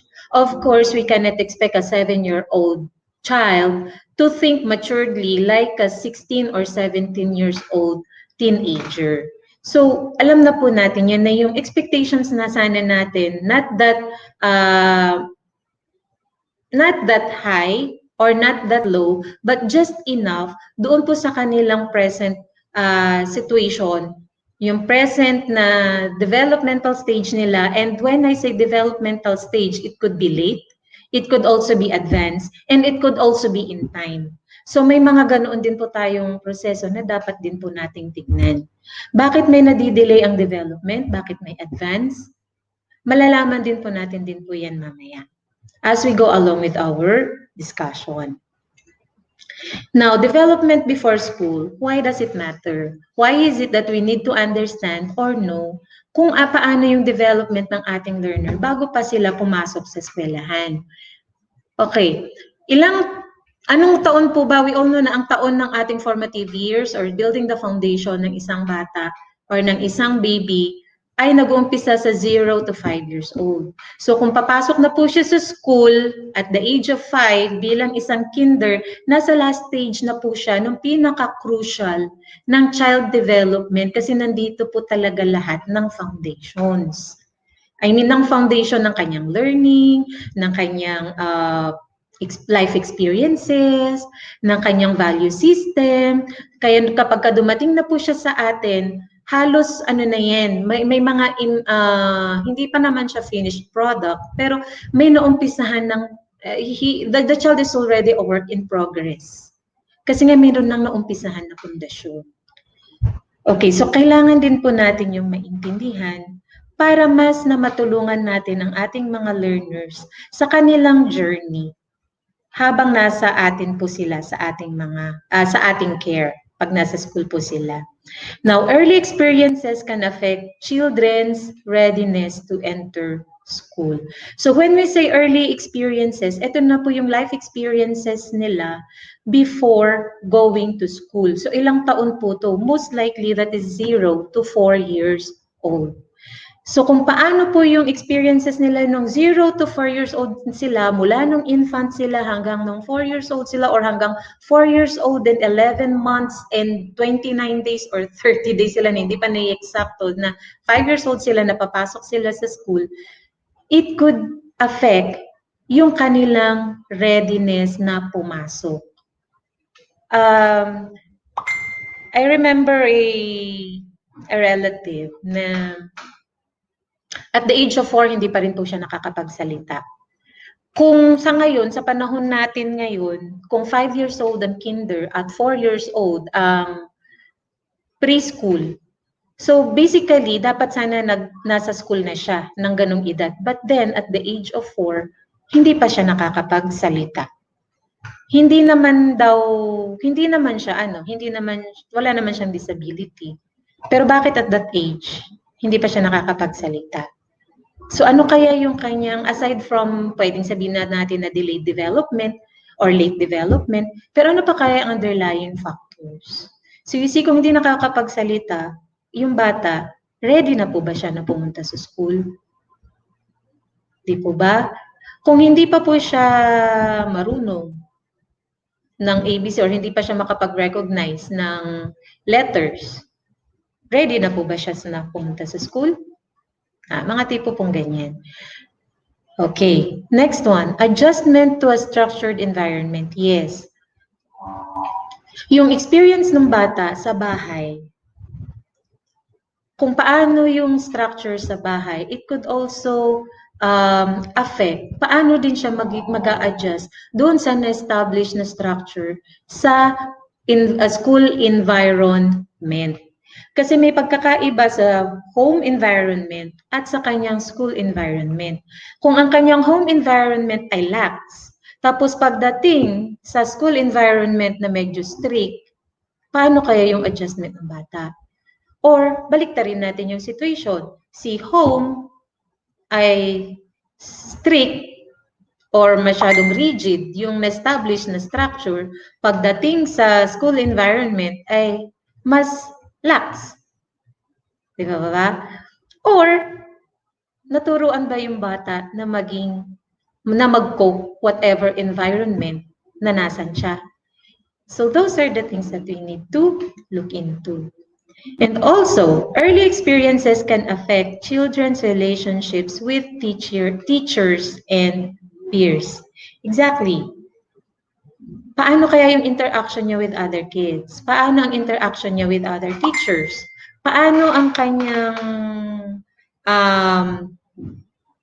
level of trust sa kapwa niya bata, sa kanyang teacher? Okay. So kasama po din yan. And then of course, yung kanyang self-esteem. Ito po yung tinatawag nating self-worth. So kung si bata kung si bata ay lumaki sa environment na hindi siya gaanong napapansin, or yun bang parang hindi gaanong napapansin yung kanyang needs, or hindi siya gaanong hindi siya nakakalaro kasama ng parents niya or kasama ng kapatid niya. Or siya ay tipo or doon sa environment na palagi siyang nakakarinig ng mga degrading words. Paano kaya ang kanyang self-esteem? Pagpasok niya po sa school. Meron na kayang na-establish na importance or worthiness sa kanyang sarili? Mga tipong ganon. Motivation. Yes. Ito pa po yung isa. Paano kung yung bata ay lumaki doon sa isang environment na hindi man lang siya na-encourage na gumawa ng mga bagay on her own or on his own. Kasi at the age of 5, in one way or another, pwede na niyang ibotones ang kanyang shorts. Tama po ba? Or ibotones ang kanyang damit. Or pwede na niyang suklayin ang sarili niya. Paano naman kaya doon yung bata na masyadong everything is being done for the child? Paano kaya motivation niya na matuto sa sarili niya? Or baliktarin naman natin yung another side of it, another side of the coin. How about the child na would always say na, huwag ka dyan, huwag mong gawin yan, hindi mo kaya yan. Huwag kang tumalon dyan, huwag ka dyan, baka mamaya, mga ganoong dialogue. So, paano kaya motivation ni learner or ni bata ngayon to learn in school? Next, social problem solving.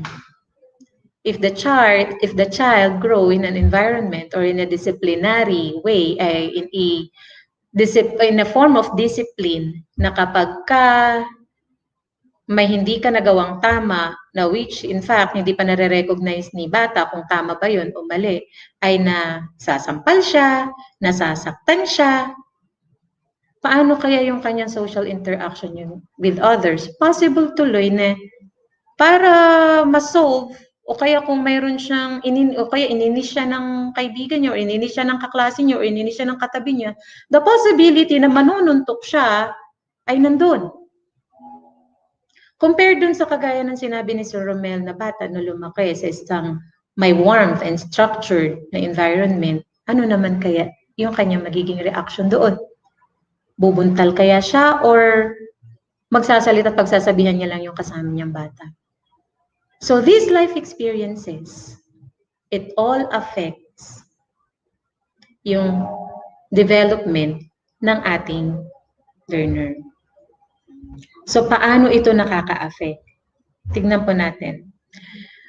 Punta po tayo sa umpisa. What factors influence children's brain development before birth? Ay, brain development na naman. Yes, of course. Kasi it's all in the brain, and it all starts in the brain. Alam naman po natin na si brain, yun ang ating command system sa ating katawan, at lahat ng development na nangyayari at lahat ng life experiences, memories, and everything nasa brain. Kaya tignan natin kung nasaan si brain bago pa ang kanyang pagkakapanganak ng baby. So we have here prenatal influences. these are factors that we also need to look into.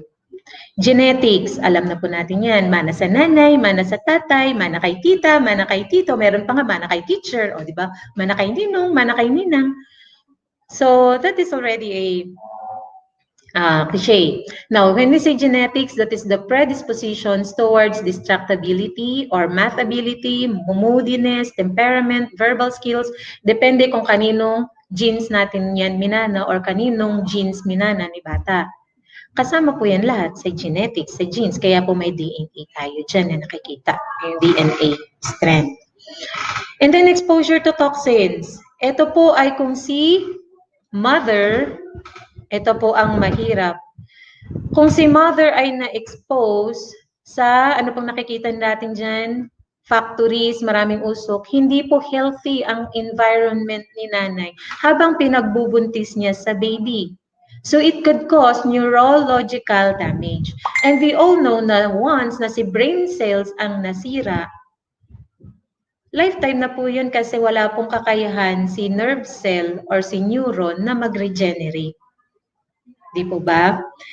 And aside from an unhealthy environment kung nasaan si mother, pwede rin na si mother ay substance user. So si baby, nasa pinagbubuntis pa lang siya, fetus pa lang siya, nagde-develop pa lang siya doon sa tiyan ni mommy, ay nalalason na siya.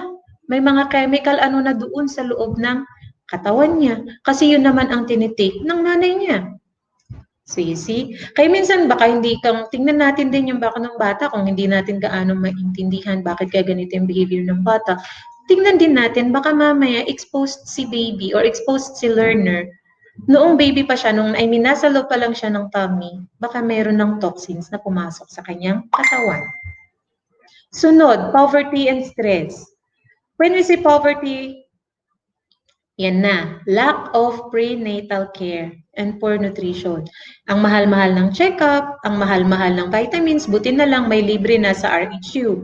Pero noong mga panahon ata noon, wala. O kaya naman, yung may mga conditions, may mga preconditions ng pagbubuntis, yung mga delikadong pagbubuntis na kailangan ng maselang pag-aalaga dahil maselan yung pagbubuntis ni nanay. Out of poverty, hindi tayo makapagpa-check up, hindi tayo makabili ng appropriate na gamot para dun sa condition. Pwede kasing ma-stress doon si baby na nasa loob ng tiyan. And pwedeng magkaroon yun ng effect sa kanyang development ng kanyang brain. Kasama din po dyan yung hormonal influences on fetal brain development. Kung mayroon tayong abnormality sa secretion ng ating hormones, that is physiological factor, dahil stress tayo, ayan, pwede din pong maka-affect yan. Kasama po yung low birth weight.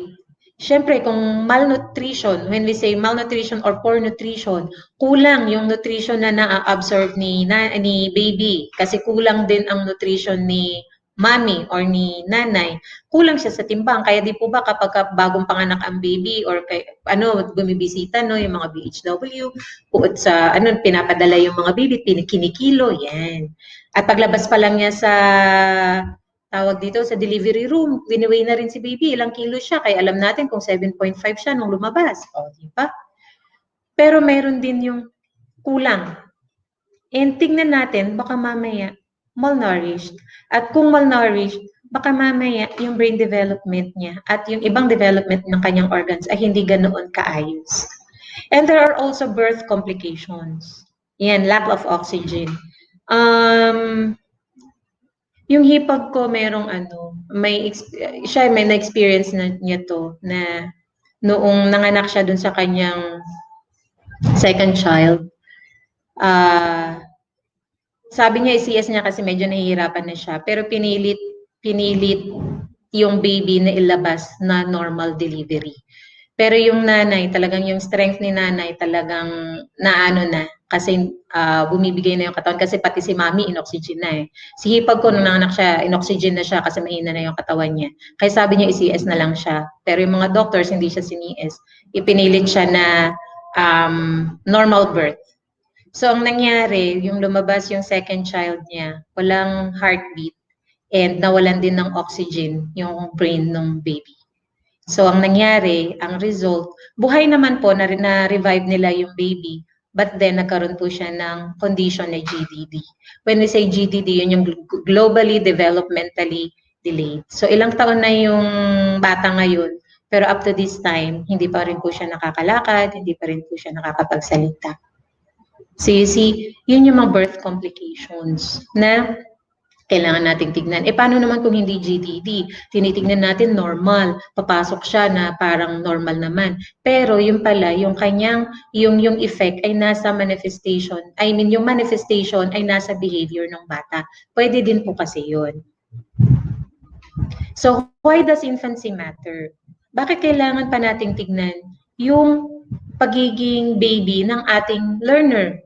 Anong connection nito sa ating pagtuturo? Okay, as we all know, ang brain development, aside from nag-start siya dito sa loob ng tiyan habang nagde-develop, si baby, paglabas niya sa mundong ibabaw, nag-i-start na yun yung kanyang brain cells na mag-connect-connect. At hindi pa doon natatapos ang development ng brain. Kasi as we all know, ang brain lang ay yung pwedeng yung organ, but the functions, the mental functions, ay hindi pa yun totally na well-developed. Kaya ang complete development or yung sinasabi natin na yung maturity or mag-stop lang or kumbaga sabihin na natin na well-developed na yung brain at the age of 25. Oh, di ba? Kaya bakit mahalaga? Anong-ano nito sa pagtuturo natin? Let's look at it. So during infancy stage, mahalaga yung ma-feel ni baby yung safe and security. Yung safe and secured environment. Kasi kung mararamdaman ni baby na safe siya and secured siya, the baby will learn to trust yung kanyang caregiver. At yung kanyang life experiences habang siya ay baby na papunta sa kanyang toddlerhood at papunta before siya papasok ng school, it all depends, yung trust, yung ano nila, it all depends on the relationship ng baby, ni infant sa kanyang caregiver. Kung gaano yun ka-strong or kung gaano yun ka-develop. Ang well-developed trust, sooner or later, ma-form yung bond, which we call attachment. Napaka-importante ang attachment. Why? Because this is the foundation of a healthy development. So you see, kung walang attachment, si infant, ang kanyang development hindi ganon kaayos. Hindi ganon ka-healthy kumpara dun sa ibang bata na may maayos na attachment. Let's look at it this way. So food or comfort. Speaking of attachment, sense of trust, sense of safety and security, balikan natin yung provision ng basic needs ng ating infant. So ano ba ang pipiliin kaya ni infant? Ano ba ang mas mahalaga sa pagpapalaki kay infant? Ano ba ang mas mahalaga sa pagde-develop ni baby? Tingnan natin yung theory ni Harry Harlow with his monkeys. This study was conducted way back 1960. Ayan. Yan po si Harry Harlow. May ginawa po siyang experiment on ano ba ang mahalaga sa paglaki ng bata. Is it food or comfort? Siyempre, ang ginamit niyang subjects ay yung mga monkeys. Ano ba itong mga monkeys na to? Actually, they are orphan baby rhesus monkeys. Okay, so mga naulila sila, kinuha ni Harry Harlow itong mga babies na to, na monkeys, and then, paano kaya niya talagaan? Ano kaya ang mas na kailangan nila sa kanilang paglaki? So, ang ginawa ni Harry Harlow, gumawa siya ng dalawang so-called parent. So, kung makikita niyo po sa picture, meron po dyan na dito sa rightmost na picture, dun sa right ni monkey, may makikita kayo dun na parang figure na kunwari yun yung nanay ni Monkey na may nakalagay doon na milk, bottle of milk. Whereas doon sa kung saan nakakapit si baby monkey, yun naman ay walang milk, pero nilagyan nila ngayon ng soft na, hindi siya cloth, pero parang soft na cloth na may foam, na kung saan comfortable matulog, parang ganun. Magiging comfortable si baby monkey. Doon sa isa, walang balot, as in wire lang. Makikita nyo yung katawan ni mommy doon, ni so-called mommy, surrogate mommy, is may bottle of milk, pero walang comfort kasi wire, as in wire, matigas, cold na wire. Doon sa kabila, walang bottle of milk, pero may warmth, komportable kasi may foam at malambot yung katawan ni so-called mommy nila. Ang napansin ni Harry Harlow, ayan, terry cloth or wire mom, sabi dito. Saan kaya pupunta higit si baby monkey?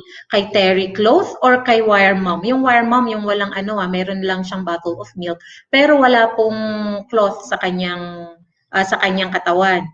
Saan kaya pupunta si monkey? Ayan, nakita niyo po diba dito dyan? Yan na yung actual na pictures noong 1960. Saan nakakling si baby monkey? Doon sa wire mom na may gatas or doon sa terry cloth mom na walang gatas?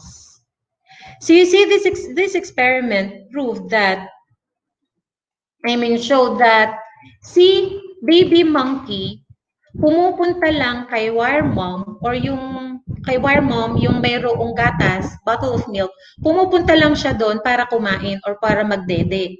Pero after niyang mabusog or after na niyang makapagdede, bumabalik siya kay mom na mayroong malambot na katawan. Kasi soft, comfortable siya doon. Doon niya nararamdaman yung warmth. Kaya nandun siya. Most of the time, si baby monkey, dun sa experiment ni Harry Harlow, mas na doon siya naglalagi na mommy. So dito niya nakita na, it's not just the basic needs na milk lang, yung pagkain lang. Kailangan din pala ni baby sa kanyang paglaki, yung comfort na kanyang makukuha sa kanyang parent or sa kanyang mommy. Yan yung tinatawag nating contact comfort, or what we call the development of the attachment or yung bond na tinatawag natin kanina.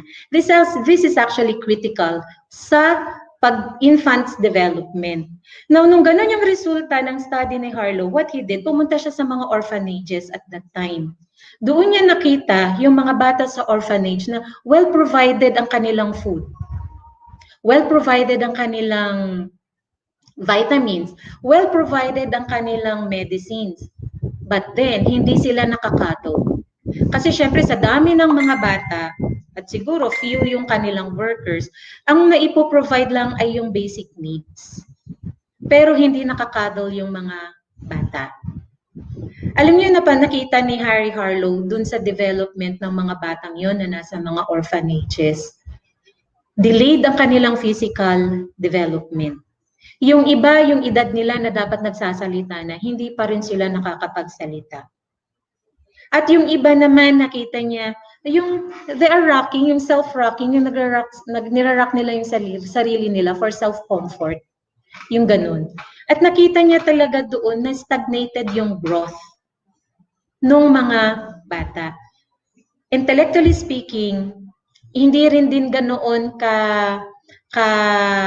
kaayos compared dun sa mga bata na naka-experience ng contact comfort mula sa kanilang parents.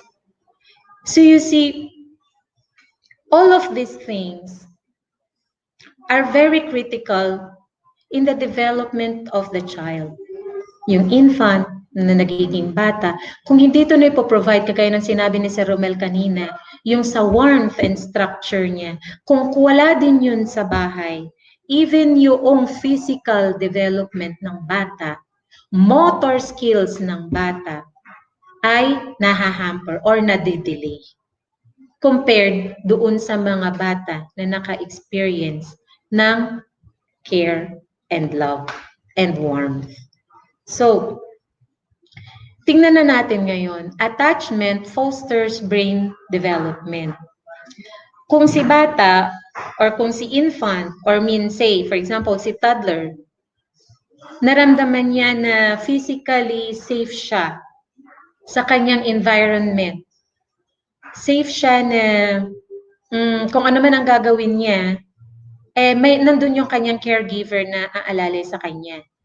So, yung kanyang pag naramdaman na niya na safe and secured siya, mas confident siya ngayon na mag-explore ng kanyang surroundings. Kaya kung mapapansin po natin, di ba, yung mga baby, ngayon, yung may pamangkin ako ngayon na ilang buwan pa lang, nung natutunan niya na maglakad-lakad, though hindi pa siya marunong maglakad kasi ilang buwan pa, pero na niya kasi yung paa niya doon sa floor at nasubukan na niya na mag-step forward, though alalay pa rin siya ha, gusto na niya talagang maglakad, tumatakbo pa siya. Ganun. Pero ginagawa niya yun, safe, kasi naramdaman niya na safe siya kasi merong humahawak sa kanya. At nararamdaman niya yung hawak sa kanya is, kung kahit anumang galaw ang gawin niya, hindi siya masasaktan or hindi siya matutumba. Kaya kahit hindi pa talaga siya physically fit na maglakad, kasi ilang buwan pa lang talaga siya, nandun na yung kanyang na mag-explore ng kanyang environment.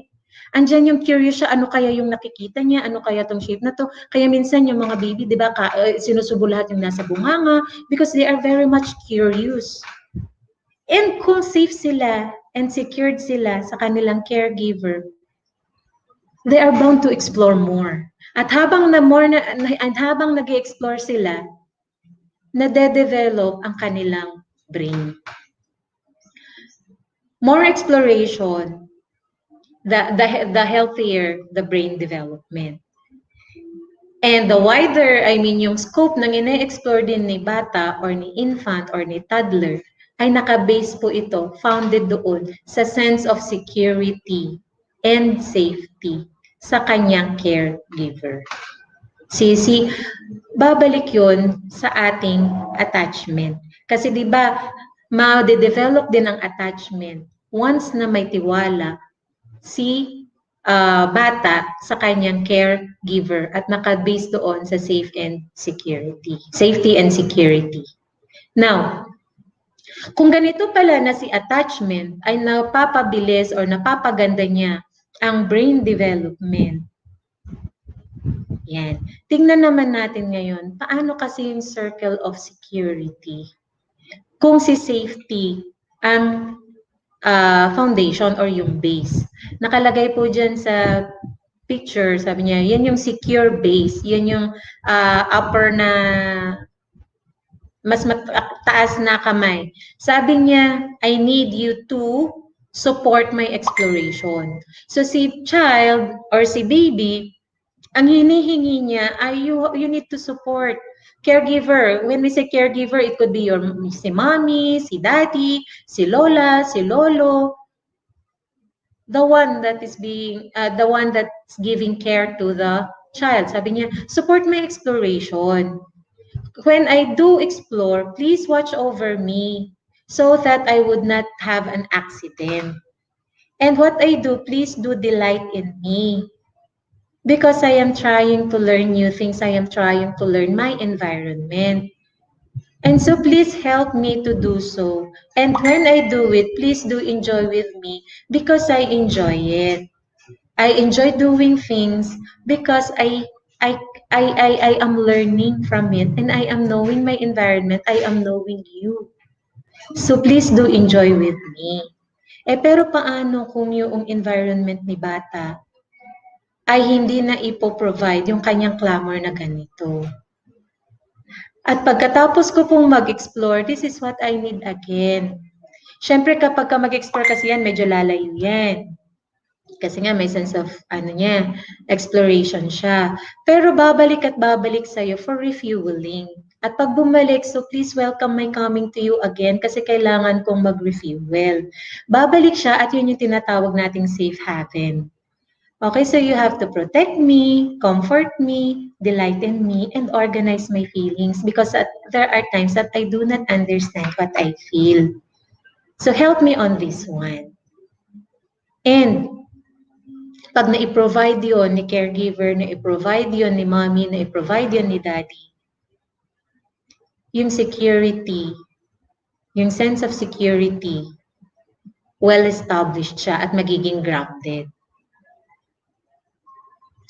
Next one, attachment fosters emotional development. So attachment does not only foster brain development, but it also fosters emotional development.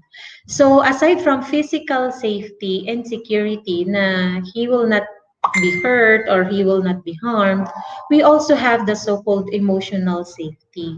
So when we say emotional safety, this is na yun bang kapag nagka-cry out siya kasi kailangan niya ng, di ba sabi ko nga, yung baby kailangan niyang makado, yung contact comfort, yan. Hinahanap din natin yun. Emotionally, na ano ni bata na, okay, safe ako emotionally kasi naipoprovide ng aking caregiver yung aking pangangailangan at andito yung kamay niya.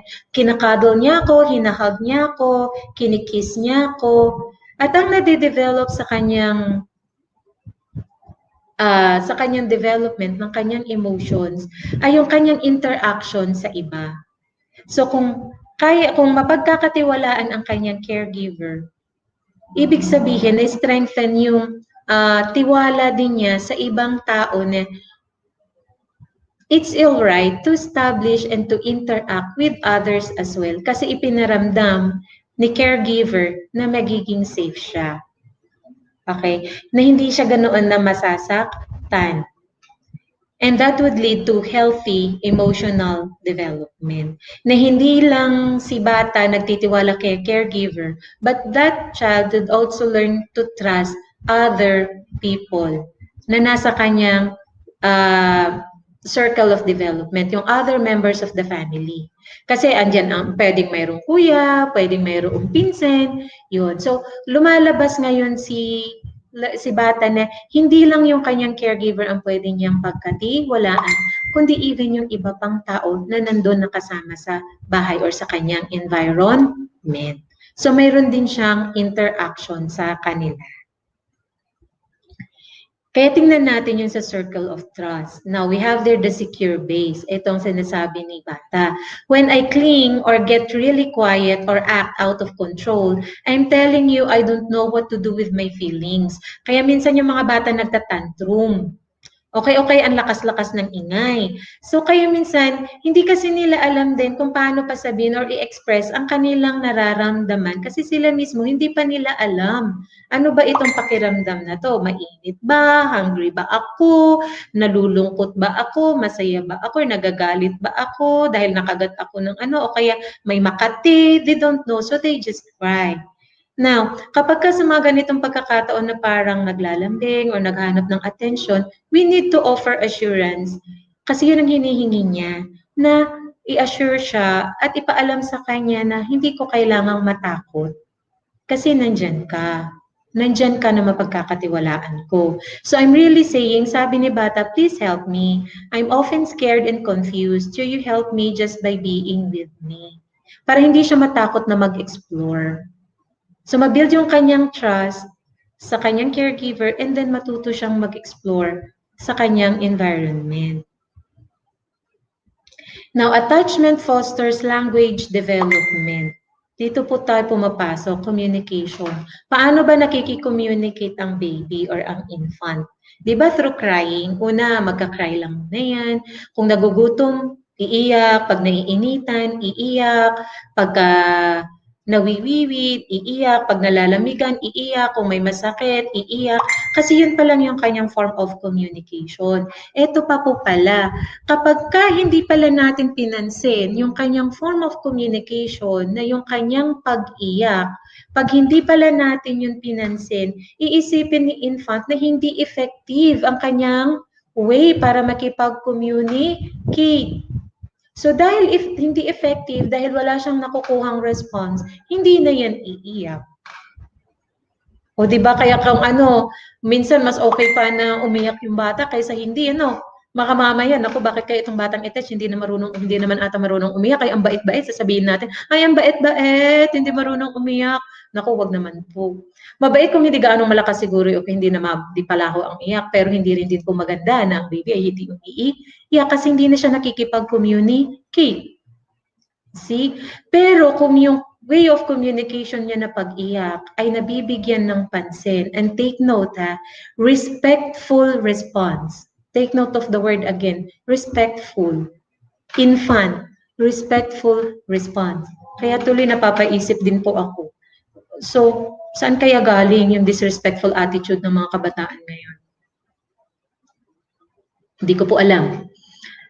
It's just a matter of thought na, so you see, it's here. Yung respectful response na nandun yung mararamdaman ni infant, mararamdaman ni baby, yung pagmamahal, yung concern ng kanyang caregiver doon sa pagtugon sa kanyang iniiyak or doon sa kanyang pangangailangan. At kapag ka natutugunan, nai-express niya emotionally yung kanyang need, doon nagfo-form ang kanyang vocabulary. So meaning, yung pala kapag iiyak ako at binigyan ng dede at nagugustuhan ko, ibig sabihin pala that vocabulary means hunger or hungry, ay gutom pala ako. At yung palang pinapakain sa akin, that's what you call meal. You see, nabubuo ang kanyang vocabulary pag nami-meet ang kanyang needs. So tingnan nyo kung gaano ka-importante ang attachment. Another one, attachment fosters social development. Pinag-uusapan pa natin kanina yung trust base, di ba? Yung circle of trust, o ayan. So kapag ka nag-build ang tiwala ni baby or ni toddler, syempre madidevelop din yung kanyang positive expectation sa isang relationship. But of course, with this one, yung kanyang relationship sa kanyang caregiver. Sa kanyang mommy, sa kanyang daddy, yan. Nandun yung kanyang positive expectation sa kanilang relationship.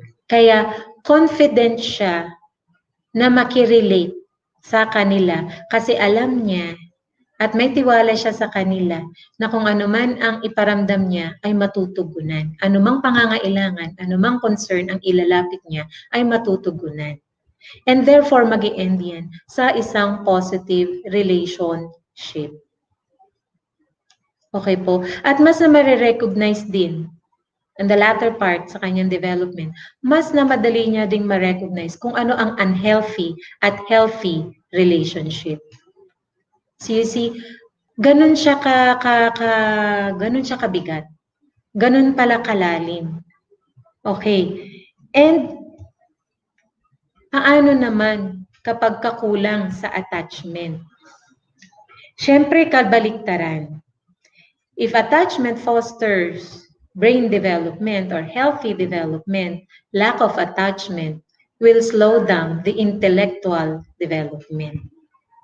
Kagaya nung nakita ni Harry Harlow sa pinuntahan niyang orphanages na hindi man lang naka-experience ng contact comfort. And yung lack of attachment will also result to weaker communication skills. Why? Kasi confused nga yung bata. If hindi effective ang aking pag-iyak, what then? What form of communication should I do then? Para matugunan ang aking pangangailangan or para ako ay mapansin. So weaker communication skills, hindi yun gaanong madedevelop. Lack of attachment will also result to difficulties in social relationships. Kasi paano kung sasaktan ako nito? Walang tiwala. Instead na trust, naging mistrust. And lack of attachment will also bring emotional insecurity. At alam naman po natin ang effect ng emotional insecurity sa isang tao. Yan yung pwede siyang maging sobrang siloso or silosa, pwedeng maging masyadong possessive. May ganun din pong mga bata na nagje-jelling-jelling. Especially kapag may kapatid yan. Diba? Nagsiselos ka naman, sinasabi pa natin ganun. Kasi baka mamaya may emotional insecurities yung bata. Nagsiselos, nagiging possessive. Ayan po. Yan po yung kasi baka, tsaka mamaya, yun bang, pwedeng hindi din yan mamamansin kasi baka feeling sasaktan siya. Yun. So tingnan natin ngayon yung building blocks of healthy development. Since infancy, pinag-uusapan na natin kanina, yung attachment and trust, yan po yung ating foundation sa infant. At sa kanilang language development, andyan yung mag-umpisa sila sa crying and then cooing, yun yung yung gagawin, yung gano'n, hindi naman unggoy Kasi nagkuku naman talaga sila. And then yung babbling, ito na yung, when we say babbling, yung yung gano'n. Trying to, may mga syllables na. And then hanggang dun sa makapagsalita. That is actually the foundations of communication throughout life, yung kanilang natutunang lengguwahe. So, sa toddlerhood, it talks or it deals about respectful communication skills. Ulitin po natin, pag infancy, nandyan po yung attachment and trust para maging healthy ang kanyang development. Pagdating sa toddlerhood, it's the respectful communication skills. And ito po, alam naman po natin na respect begets respect. So kung naramdaman ni bata, even sa kanyang toddlerhood na may respeto, lalaki din po yan na may respeto sa kanyang parents, sa kanyang caregivers, sa nakakatanda. Kasi yung na-develop na communication skills sa kanya ay may mga respectful expressions at respectful na words. So tignan natin, if it is a respectful communication skills, paano nga ba kasi nangyayari sa toddler brain power? Sa brain ng toddler. O brain na naman, yes. How would you describe a typical toddler's behavior?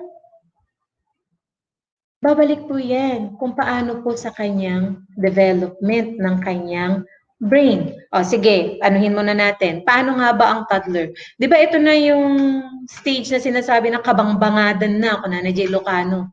Kabangbangadan, yung bang alikutog, ayan, yun yung mga time na hindi sila nakikinig, alikutog, kahit sinasabi mong huwag, pero yun yung gustong-gustong gawin, huwag umakyat sa hagdan, pero yun yung gustong-gustong ginagawa, huwag tatalon, pero yun tatalon, huwag pupunta sa malapit sa kuryente, pero yun ang gagawin, kasi nga nandito yung kanilang curiosity level ay mataas. Kasi this is the stage wherein they really want to explore and learn about their environment. So anong gagawin natin? Pipigilan ba natin? Ito ba tayo po ba yung tipo ng tao na wag or wag, bad yan, wag yan, bad yan, wag yan, bad yan? Kung puro ganon, paano makakapag-explore si bata? O, di ba? So, ang hirap naman nito. So, they could do, paano? Kasi ano ba nangyayari sa brain ng bata? Kung ganoon, mapapahamak siya Ibig bang sabihin, hayaan ko lang siyang umakyat ng hagdan? Ibig bang sabihin, hayaan ko lang siyang humawak ng kutsilyo? Kaya ibig bang sabihin, hayaan ko na lang siyang isubo kung ano man yung nahawakan niya at isubo niya sa kanyang bunganga? Yan yung mga time na yun sa toddlerhood. Now, let's look at what's happening in the brain. Ito po, nerve cells of the brain. Ang stimulus or stimuli, kinakatch po yan ni dendrites at pinoprocess ni cell body, dadaan sa axon, pupunta sa mga terminal buttons at yung may tinatawag tayong synapse, yun yung pagitan ng neuron, ng isang neuron sa isa pang neuron. Tatalon yung info na yun, pupunta sa kabilang neuron hanggang pupunta sa brain natin or sa brain center para masabi kung ano yung stimuli or stimulus na yan. So, paano nakaka-contribute yan sa development ng bata? Tignan muna natin. A 1-year-old has about 100 billion brain cells. Wow! 1-year-old yan may 100 billion brain cells. At si brain cell, kaya niyang mag-connect with other cells na 1,000. So meaning, ang isang brain cell, pwedeng mag-connect sa 1,000 na brain cells at yung kinakonekan niya na 999 kasi pwedeng siya na yung pang 1,000, yung 999 na brain cells could also connect with other brain cells kasi 100 billion yan So nagko-connect sila. So ano ngayon ang kahalagahan ng pagko-connect na ito? Okay, so while the child explores, touches, tastes, drops, throws, jumps, ano man ang experience ni bata, basta pag nag-explore siya, yung connection ay nabubuo. Yung neural connection ay nabubuo. So, kaya yung tanong ko kanina, nag-explore nga siya, mai-endanger nga siya, ano ang gagawin? Di po ba? O para mas makita natin ang halaga ng mga experiences na to sa kanilang brain development, Let's watch this video.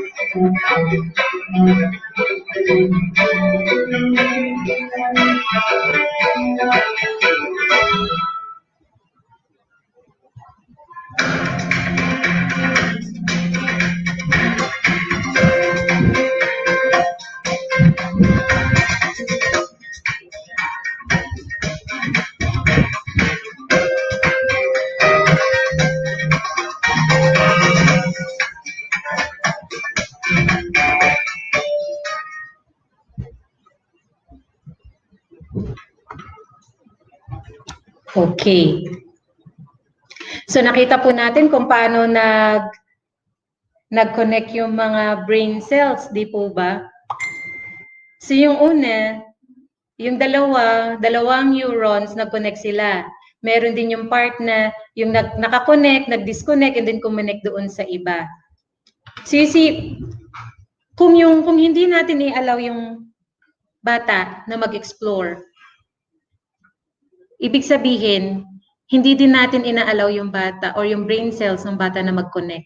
And take note, it's just, hindi na yun tinatawag na brain lang, but it's the mind. Okay? Kasi doon na pumapasok yung brain function or yung mga intellectual functioning natin. Yung mental functioning natin. So it's not just the brain now, but it's already the mind. So kung kahit na ikakapahamak man ni bata, samahan natin, kaya nga nandun yung sa circle of trust na pinakita natin kanina. Samahan mo ko. Hindi naman sa lahat ng pagkakataon na hayaan lang natin umakyat ng umakyat. Pero wag naman din sa lahat ng pagkakataon na pagbawalan natin siyang umakyat ng hagdan. Hayaan natin siyang umakyat ng hagdan para ma-experience niya ito at alalayan natin. So that yung bagong experiences, it will allow more connection, more neural connections. At meron din po tayong tinatawag na learning and unlearning at relearning. Ito yung mga connected na brain cells na magdi-disconnect at makikiconnect sa ibang brain cells.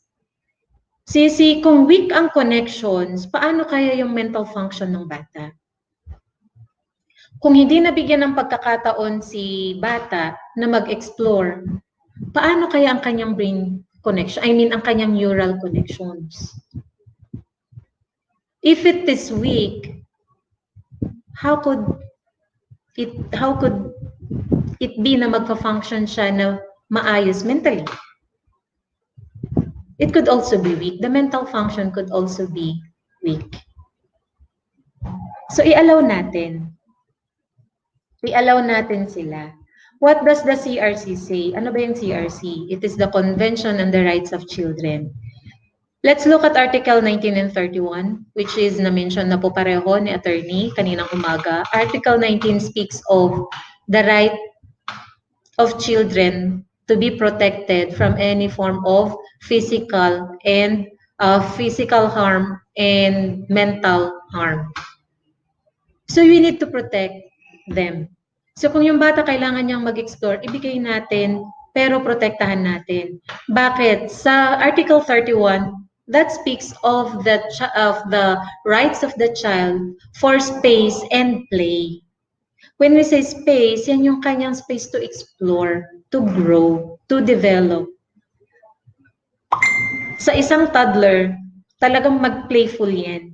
Kasi by playing, by touching things, yung kanyang hindi naman investigate, yung parang yung curiosity niya, yun sa paghawak niya, pag-taste niya, pagsubo niya sa bibig, doon niya nakikita, doon siya natututo, doon siya nagiging aware sa kanyang environment.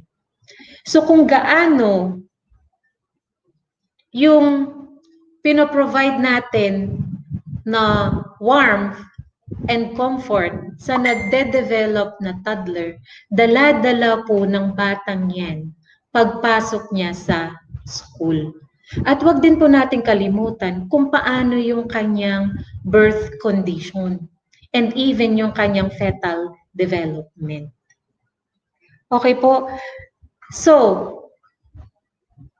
kung si infant sa healthy development, sa infancy ay kailangan natin ng attachment and trust. Sa toddlerhood, respectful communication skills. Ituro na natin yung non-violent conflict resolution. Para yung well-guarded or yung babalikan natin yung sense of security and sense of safety sa bata na magiging okay siya sa kanyang environment. Pero paano kung hindi ganoon ang nangyari? Pagpasok niya sa school. So, sana mabago yung ating perspektibo na pag nag-step in si bata for the first time sa school, tignan na natin siya na how is this child developing? Paano kaya yung development niya? May maayos na kaya siya may maayos kaya na neural connections na na-establish sa kanyang crucial stage of development. Yun yung tinatawag nating formative years. Kung obserbahan po natin, kaya pag inobserbahan natin na kay bata-bata mo pa, wag sanang ganun. Kay bata-bata mo pa, ganito ka na, di ba? So sana tignan din natin na bakit ba kasi siya naging ganun? Okay, so let's look into these factors. Kasi baka dahil dun sa connection ng kanyang brain, yun yung natutunan niya inalingwahe. Or yun yung natutunan niya na value system, or yun yung natutunan niya na way of expressing himself or herself. Di po ba? Or baka kulang kasi siya sa pag-explore. So, paano po natin siya matutulungan? Okay? So, ito po yung ating titignan when we look and when we apply positive discipline approach sa ating pag-iintindi sa ating learner. And stage by stage, i-explain po yan ng ating mga susunod na speakers. Okay po? Yung sa akin lang po ay introduction sa child development hanggang toddler. Yung susunod po ng mga speakers natin, i-discuss how is it naman po sa susunod na mga stages of development. So with that po, I would like to say thank you sa kanilang lahat and thank you po sa kanilang pakikinig. Back to you, Sir Rod. Sir Rod.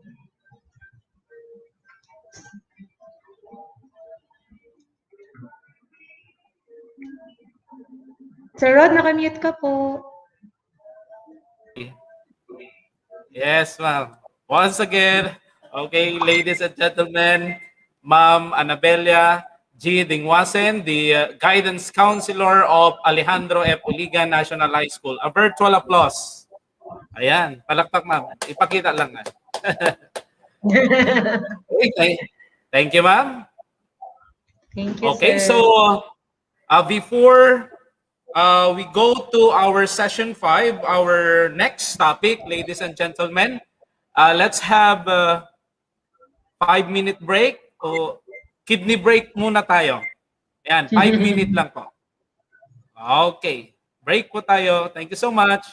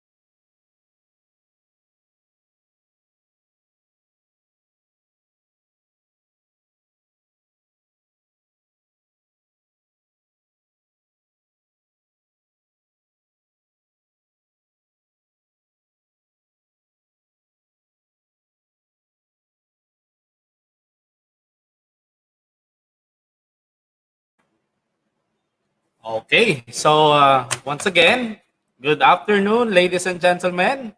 Okay, so wag po muna tayong mag-leave sa ating channel. Okay, so mayroon pa po tayong isang speaker. Okay, and to start, ladies and gentlemen, it's my pleasure to introduce to you our Session 5 speaker, the Guidance Counselor 3 of Manaoag National High School, to talk about the positive discipline building blocks, understanding child development, part 2, the marvelous mind of the preschooler.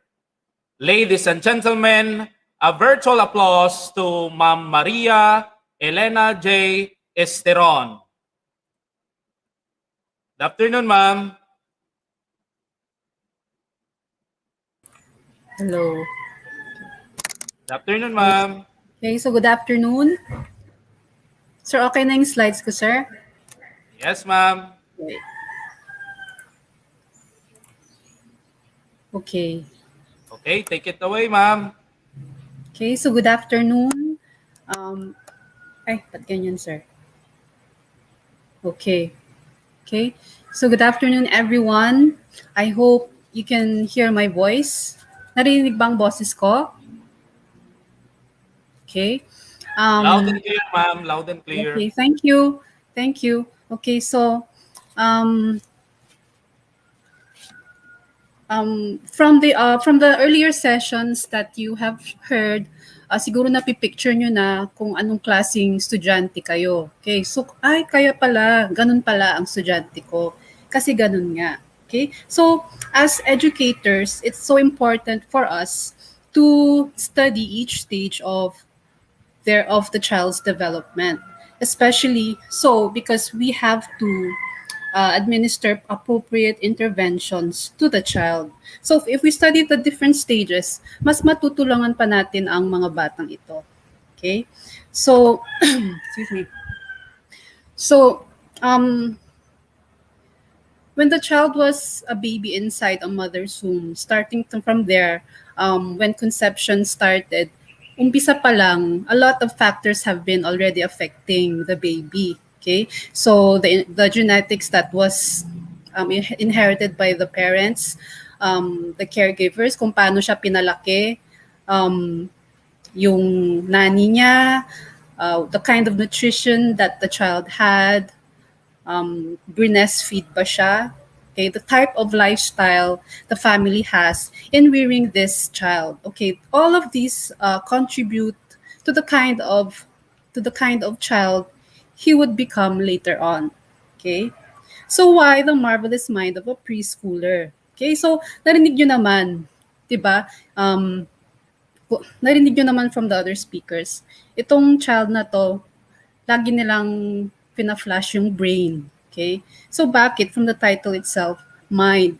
Bakit kaya? Marvelous kasi it all started from the brain. Okay? So like Ma'am Bell had said a while ago, bakit lagi ito na naman, the brain? Kasi nga, lahat na nangyayari sa bata, lahat ng mga reactions niya to everything, to the different situations he is having, lahat yan, nangyayari yan dahil sa mga nangyayari sa loob ng brain niya. That's why it's so marvelous. And a while ago, in-explain din ni Ma'am Bell kanina yung about the neurons. Okay? So you could just imagine inside this brain of a child, marami tayong, there are a lot of nerve cells, billions of nerve cells that are called neurons. And these neurons are also connected to other neurons. And thus you can just imagine all of this working inside the child's brain. Okay? So if you had your general psychology class before, these are just basics. Okay, so review lang to. We have the different lobes of the brain. Okay, we have the frontal lobe, temporal, occipital, parietal. Okay, so who can still remember their parts of the brain? Okay, the frontal. This is the front part of the head. Sabi nila kung matambok to or kung malaki, matalino ka daw. Well, it's because it's responsible for reasoning. and planning. Okay? So, excuse me. So sila yung laging sila yung laging nag-i-inhibit, sila yung nagsabi, ay wag yan, hindi yan tama. Okay, if you want to eat something or if your student want to go out, hindi pwede kasi yun nga, hindi pwede lumabas ang bata. Okay, yan, hold ka lang dyan. Okay, so the next lobe is the parietal lobe. Okay, so they're responsible for touch, taste, and smell. Okay, so yun. So, dyan nangyayari lahat yan. Okay? So, we have the other lobe is the occipital lobe. This is responsible for sight. Okay? So, kaya nga, if you are elementary teachers, when we have activities for our student, we always have to safeguard the head. Kasi importante ito. Kung nag-activity kayo or you're doing some sports, kung natamaan yung banda na yan, what will happen to the child? Okay, most probably, mabubulag yan kung hindi natin sila ingatan, di ba? Okay, so last lobe is the temporal lobe. Okay, so they're responsible for hearing and speech. Okay, so next slide we have. Okay, children's behavior is greatly influenced by what is going on their brain. Kaya nga sabi nga ni Ma'am Bel kanina rin sa slide niya, lahat nangyayari dyan. Okay, so if the brain, the section of a brain, and makikita mo dyan yung different glands, meron tayo dyan yung mga thalamus, but we won't go into detail. The important thing that you have to remember there is the amygdala. The parang flower siya doon, yung parang almond shape there. And siya ang siya yung nagtitrigger ng fight or flight response natin. Siya ang nagpo-process ng mga emotions and memories and motivation of a child, okay? Of a person, okay? So they process these stimulus, and try to create appropriate response to these stimuli, okay? So, yun nga, nabanggit na naman kanina ang stress. So, kung nasi-stress ka, kung nasi-stress ka, walang mangyayaring maayos na pagpaplano. Okay? Kasi thinking brain eh. Okay? So, kung nasi-stress ka, hindi ka pa makapag-isip, hindi ka makapag-concentrate. Kasi yan yung bandang front mo eh. Frontal lobe yan eh. That's the thing. That's where that's the reasoning area. Okay? So when you're stressed out, hindi ka makapag-isip. So dapat hindi ka stressed. Okay? So the same with children. If you know how to provide support and warmth, hindi siya ma-stress at mas maganda ang pasok ng learning. Okay? Okay. So kung stress ang bata or stress tayo, the emotional part of the brain is the one responding impulsively. Kasi yung stress yan, nag-work dyan together, amygdala, the hypothalamus, the thalamus, yung mga hormones na yan, they're all working together. Kasi nga, emotional ka, you're all feeling all this stuff all this kind of feelings inside your body, tinitrigger niya yan when you're stressed out. Okay? So when you are able to teach your students to control or to manage their behavior, you're able to teach them how to self-regulate. Okay, so what does self-regulation stand for? Okay, so this is the ability to understand and manage your behavior, okay, to the feelings and things happening around you. Okay, so kung maturuan mo yung bata makapag-adjust, makaka-learn siya na mas he's able to learn more and able to have clearer pathways. Okay? So yon. Okay? So for example, okay, you have this is a picture of a mother and a baby and a child. Nandun sila sa forest. Okay? So imagine two types of mother or two types of parents. This mother here, yung nakikita nyo sa screen, nakita yung anak niya, pinulot niya yung leaf. At tinuro ng mother niya, oh, a leaf. How many points does it have? O, sinabi niya sa anak niya, ilang points ang oak leaf na ito? Okay, so binilang niya, oh, we have 3 or 4, sabi niya. Okay, so when the child picked up the leaf, automatically yung mom niya, sabi niya, hand yan. Okay, so the hand is holding the leaf. Okay, so ito pinulot ng child kasi nga na-stimulate siya with the senses, tinouch niya yung leaf. And yun, nangyari, may mga brain connections that happen. And na-stimulate yung visual centers, yung auditory centers, kasi narinig niya ang mother niya eh. Sabi niya, anak, that's a leaf. Okay? It has 3 points, sabi niya. Hinawakan niyang ganun. And when the child is not stressed out, tas magandang feeling niya, meron siyang natutunan na bagong bagay, di ba? Natutunan niya na yung dahon pala na yun ay leaf. Okay? So, another scenario, another mother. Okay? Katulad nitong mother na to, may pagka-OC siya. May gusto niya laging malinis ang anak niya. Okay? So, pinulot niya ang leaf. Ay, anak, madumi yan. Pinalo niya yung bata. Okay? So, what would happen? What kind of learning would it? Walang learning, di ba? Okay? So, as educators, we always have to keep this in mind. Kasi nga, every response we give to our students, it affects them so much. They will carry this throughout their life. Okay, so let's make it a very safe environment for them. Okay, so this is how the development of neural pathways are created. Okay, so as educators, we're there to give them warmth and support. Parang yung tong neural pathways maging maayos, flowing siya talaga. At there's learning, there's always learning. Okay. So, yung kanina, okay, so let's compare the neurons. Yan. So, at birth, ganyan na itsura ng neurons. Konti pa lang. Pero they're growing eh. Every nag-grow yan. Kaya tingin mo yung preschool siya, dumadami ng dumadami. So, you could just imagine, no? The child at that stage is so curious. Okay? So, curious siya, meaning, para siyang uhaw sa information. He just wants to touch everything. He asked about everything. Ba't ganito ito, Nay? Bakit red siya? What's this? Ba't ang baho niya? Kasi nga, they're so active. Okay? They're so active. Okay, so the young child's brain is primed for learning. Connections among neurons are forming at an amazing rate. Yun nga, it's forming at an amazing rate. Ang bilis. Each time you learn something, brain cells connect and pathways form in the brain.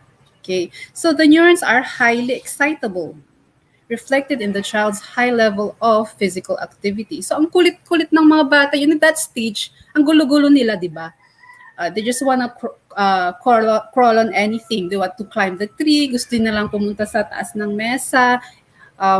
Syempre, as caregivers, andyan tayo laging to support them, to just make sure that, their environment is safe. Okay? So, if we form strong, loving relationships with our students and our children, these emotional centers will relax. Okay? So, kung relax ng emotional centers, thinking centers can develop. Okay? So, mas made-develop sila. Yan. So, the more love you give, kasi ito yung food for learning to take place. More information will be absorbed. Okay. So, yun nga. So, what can teachers do? How can they do this to their students? Okay? So, like what the earlier sessions, kung yung nabanggit kanina, scaffolding. Okay? We should be there to give support to the child in order for him to develop to the fullest. Okay? Scaffold meaning parang andun ka lang, to support lang. Parang yung tawag nito, So you're able to provide, give the to provide intervention appropriate for that child. Okay, so um, just just I've had experience noon. Nagturo din ako ng kinder noon actually for a few months, and I've noticed may may mga teddy bear sa classroom. So nagtataka ako, ba't may teddy bear doon? I was working with 6 years old, ganyan, mga kinder nga.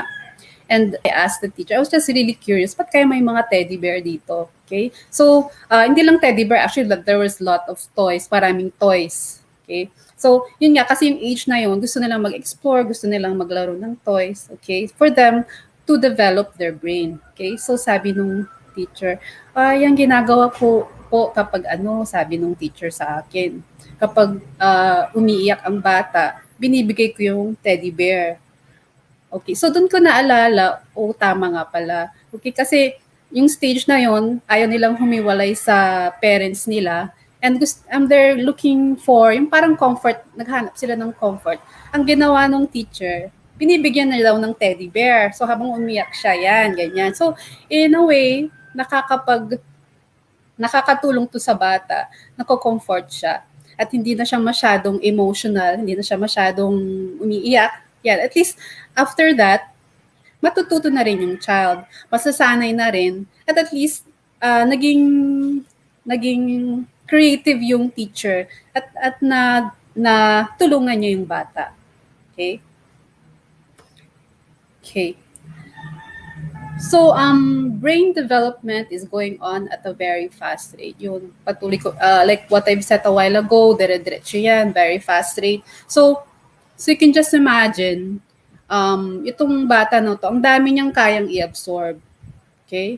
So, brain cells or neurons make many connections and networks. Okay? Yun. So, it's important for us as teachers to provide them the necessary stimuli, the stimulus. Kung ano man kailangan natin gawin, parang itong mga, itong bata na to, matuto ng maayos. Okay? So they have this intense drive to explore and learn. Okay, so I don't know if you do this to your child, kasi yung anak ko actually, pag may gusto siyang laruan, binibili ko kaagad. Kasi this is a way in which she can explore. So kahit mahal yan, bibilin ko yan.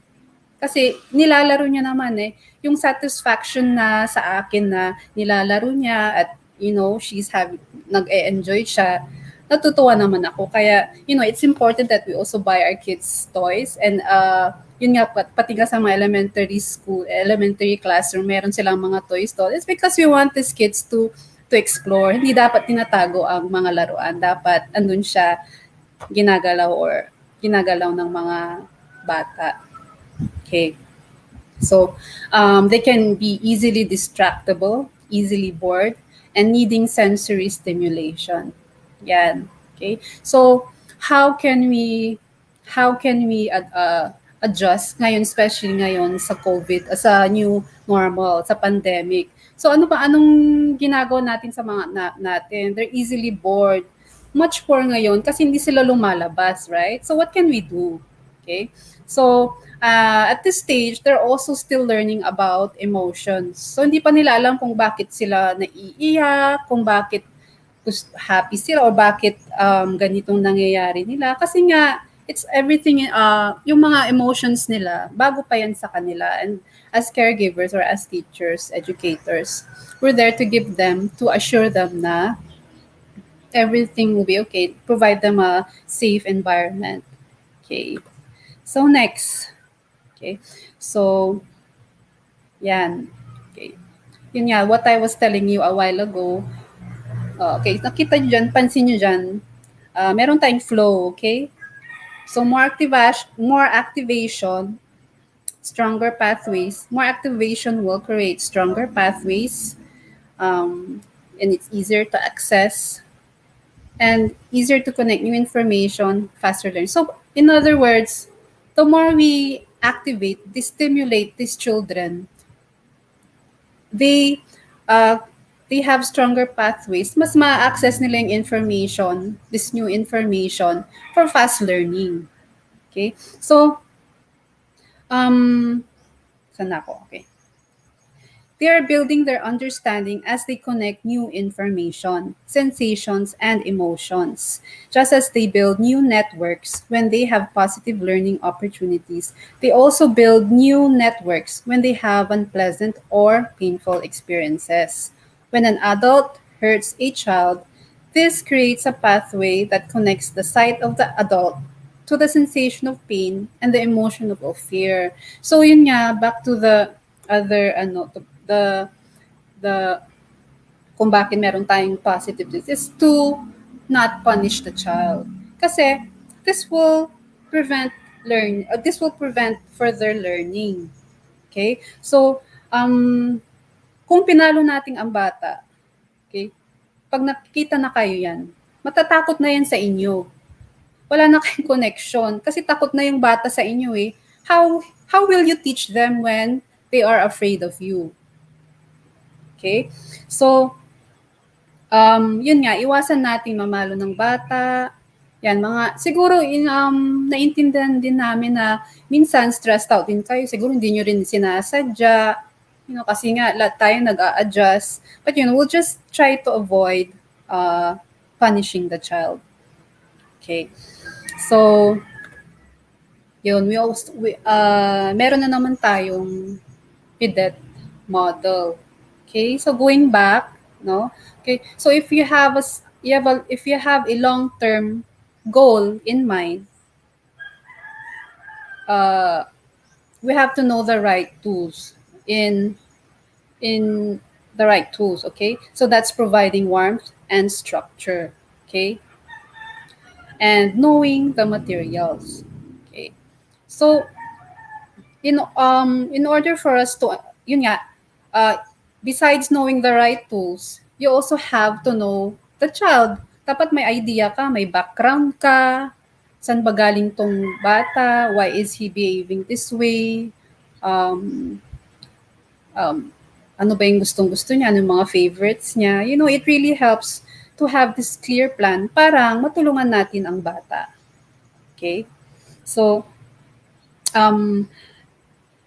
having appropriate expectations about the child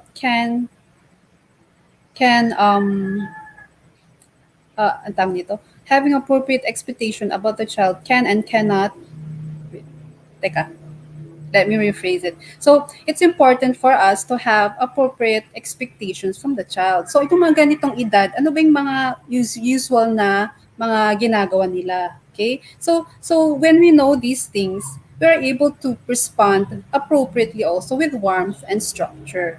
Okay? So, pag meron tayong mga conflicts, yan, at least medyo marireduce kung alam nating gawin ito ng tama. Okay?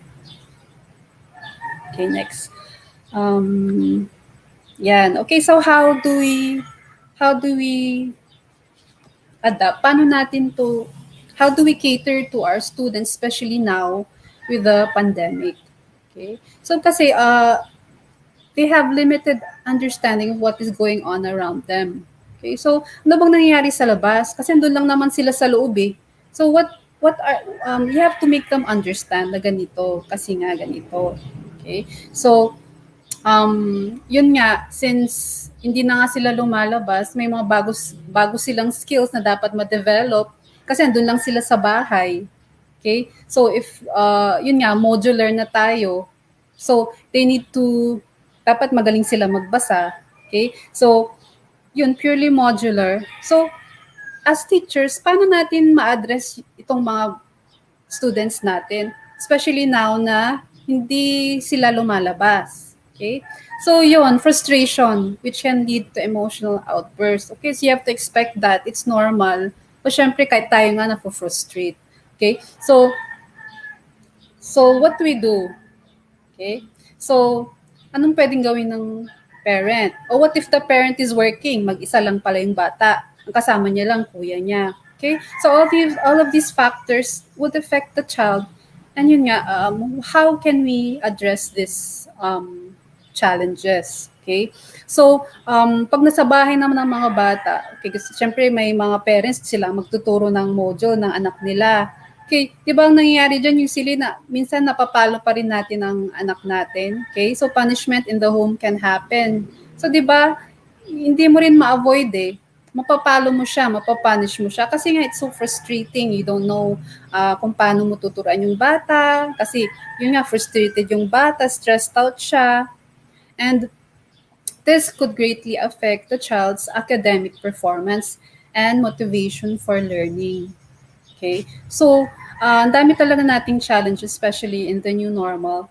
And, having this positive discipline in mind, as teachers, dapat maging positive din tayo, di ba? How can we teach our students, our pupils, positive discipline kung hindi naman tayo positive? Okay? So, yan. Going back to, so ito, parental responses greatly affects motivation of the child. Yan. So let's go back to the leaf. Yung dahon kanina. Okay? So, pinulot nung bata yung dahon. Yan, explanation. Okay, ginaid ng mother. Okay, you have to explain. This is a leaf. Okay, this is your hand. Your hand is holding the leaf. Okay, so noon, yung bata, ma-realize niya, ganun pala yun. Okay, so he has the sense of competence. Ay, ang galing ko. I know what this is now. This is a leaf. Okay, so he has that self-respect in himself and he's able to problem solve. This is a leaf pala. Kasi tinulungan siya ng mother niya. Okay, so in the future, paglalabas na naman sila, yan, meron na siyang motivation to try again. Yan. He's gonna touch everything na makikita niya. He'll be kasi nga curious sila, they want to do, they're so active and learning is so fast. Okay, so yun. Okay, if we reassure them, we provide warmth, and we provide structure, yun, mamomotivate ang mga bata. Okay, so, yan. So that what happens when you criticize? What happens when you punish? Okay? What happens when you shame them? Nabanggit na rin kanina, what happens when what kind of emotions are we ano na-experience ng bata? Of course, bababa ang self-confidence nila. Okay? So, maging anxious sila. Hindi na nila itatry. They don't want to do anything kasi nga takot na sila. Nahihiya sila. Baka mapahiya sila. Okay? So, yun. Okay. Okay, so going back. Wait. Okay. So when adults respond to preschoolers' behavior with anger, criticism, and physical punishment, the children feel disrespected and ashamed for who they are and what they feel. It erodes children's sense of competence and damages their confidence. These children can become anxious and withdrawn. Afraid to express themselves, they become unmotivated. Okay. So, kung unmotivated sila, ayaw nilang i-resolve ang conflict. Basta may problema nang nangyayari sa kanila, ayaw nilang i-resolve kasi takot na sila eh. Hindi na sila confident. Okay? So, yun. Okay. Okay, so, yan. Going back to our building blocks. Yan. So, kung maayos naman ang lahat, okay, from infancy, meron tang attachment and trust. Yan. Kung may connection tayo sa mga students natin, they trust us with the learning process, made-develop ang brain nila. And this would, yung transition from infancy to toddlerhood, magiging sila, mas nakakapag-develop sila in the later years. Okay? So, respectful communication skills. Okay? So, yung giving reassurance, giving structure, you have to give them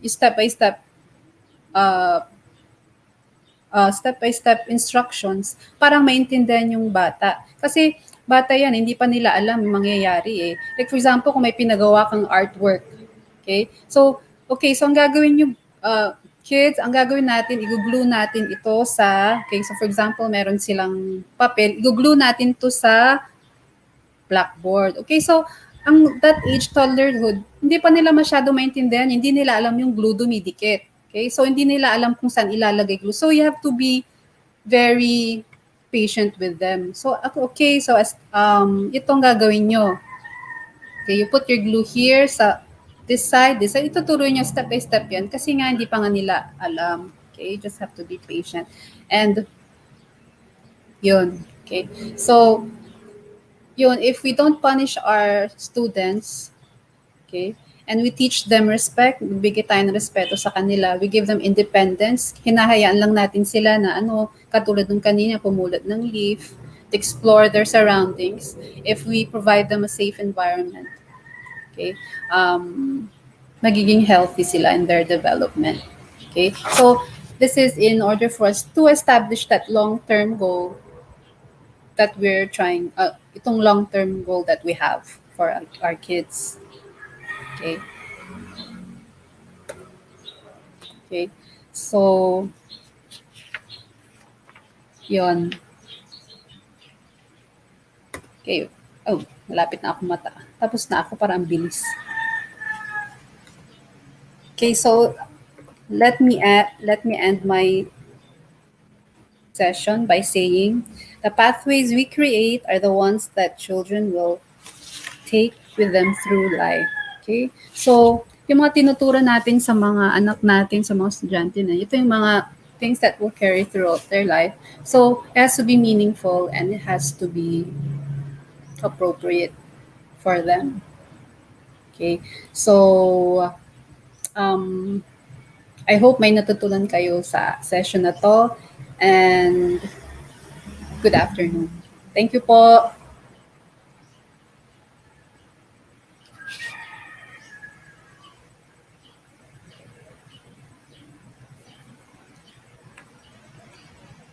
Okay, ba't nawala?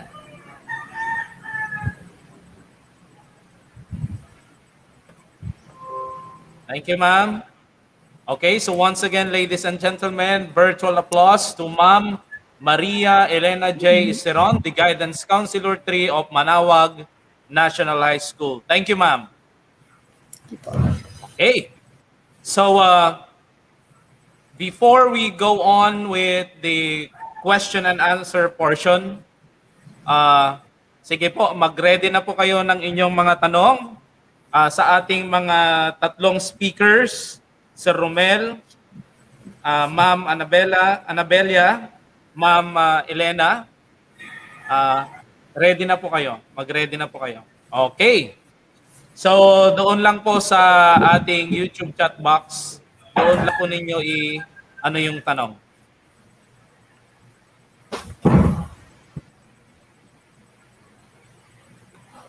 Ayan. Okay, so I'll be adding Sir Romel and Ma'am Bell. Ayan. So welcome once again, Ma'am, Sir. Ayan, good Hello, afternoon. sir. once Good again. afternoon again. Good afternoon, everyone. Ang tanong. Wala pa. Okay. Ayan. Akala ko meron na. Okay, so while waiting po sa ating mga tanong na mai-post nila po sa ating group chat, so let me flash the evaluation for this day's session, webinar. Yan, mag-evaluate po tayo ng ating day 1. Ayan po. You can type in the link or you can scan the QR code to evaluate the day 1 webinar.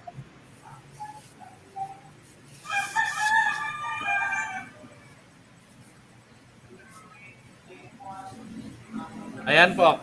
Sige po, pwede na po kayong mag-evaluate while waiting for the questions.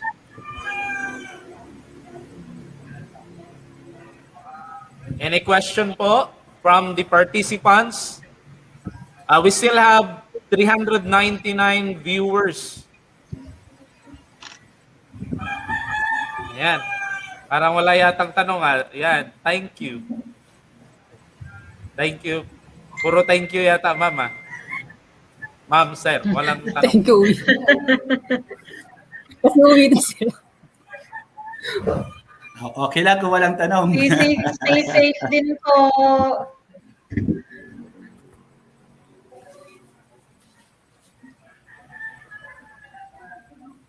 Thank you din po for listening.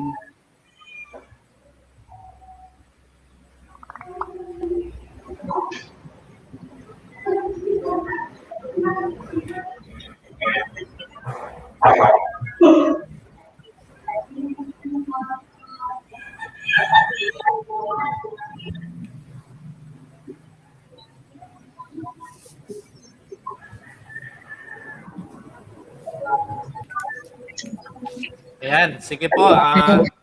That's much. Paki-picture nyo na po yung ating link for our evaluation, day 1 evaluation. And or you scan the QR code.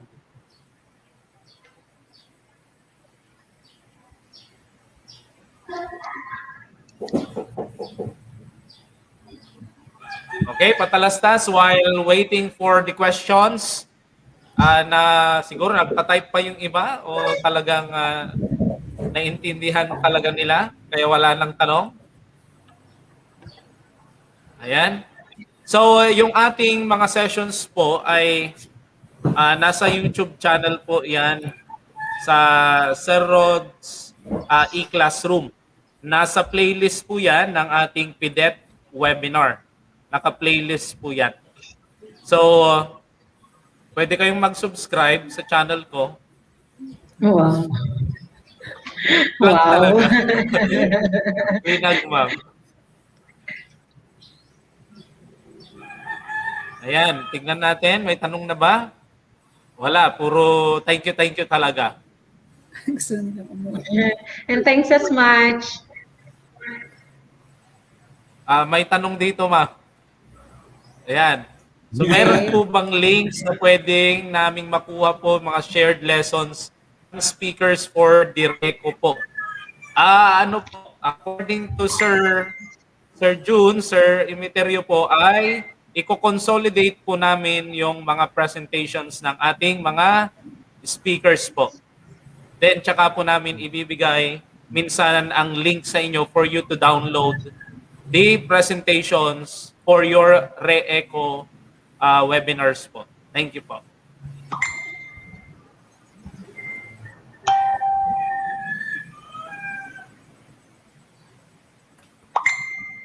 Ayan. Wala yatang tanong, Sir, mga madam. So okay na po siguro, sir, if there are no questions, or they might reserve these questions for tomorrow, pwede din. Yes po. Yes, ma'am. Ay, kaya pala walang tanong. Sabi ni Ma'am Crisanta Dilema, okay, ay very clear explanation. Marami po akong natutunan. Thank you so much, ma'am. Thank you po, ma'am.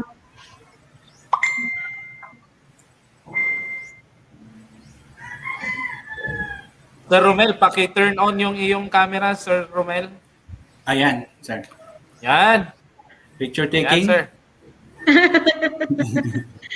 Okay. Documentation po. Yan. Okay, smile po ha. Newlywed.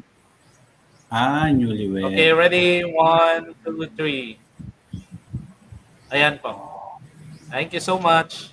Ayan, wala po yata talagang tanong ha.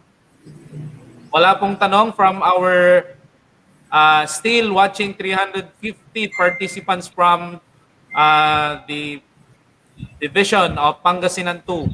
May nakita kong ano kanina, parang Pangasinan 1 yun. Pero okay lang kung shinare ninyo yung ano, para sa lahat naman to. Parang may nakita akong pang-1.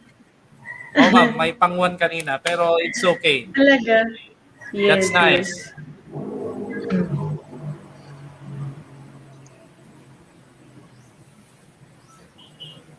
Yan. Okay, so yan. Wala yata talagang tanong.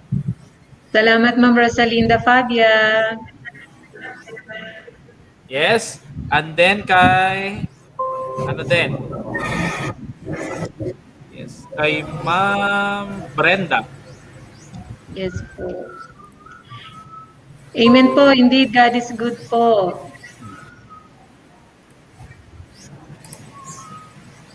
Ayan, okay. So, paano yan, sir, ma'am, speakers? Wala pong tanong? Thanks as much, Ma'am Louie. Thanks as much, Ma'am Louie. Kung wala na po sigurong katanungan or kung nagmumuni-muni pa, pwede pa po nilang ihabol ang kanilang katanungan siguro bukas na ating session. Kung wala Ito, na po talaga. ma'am, may tanong na, may tanong na. Ay, may tanong Ayan, na. ma'am. Okay. Ayan kasi, hanap kayo ng tanong, di mayroon na.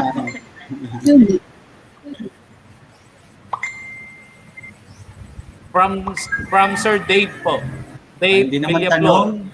Yes, of course. Tama.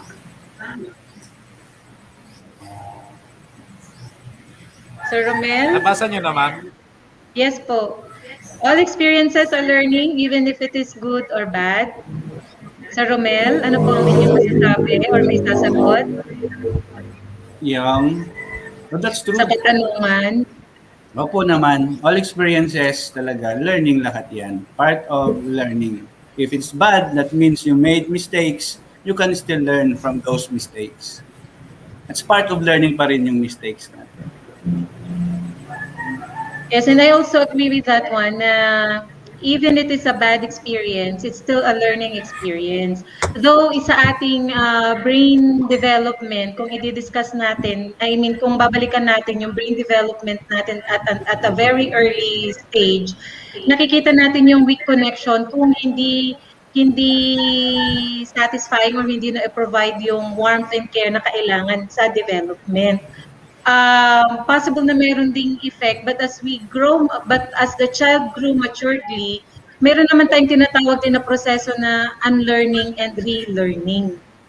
So huwag tayong mag-stick doon sa weak connections ng ating brain cells pagdating sa bata pa, kasi as the child grows, yung exposure niya sa mga mababait na teachers na kagaya po natin at magagaling na teachers at very caring na teachers, yung weak connection na iyon sa kanilang pwedeng weak neural connections ay pwede nating ma-aid.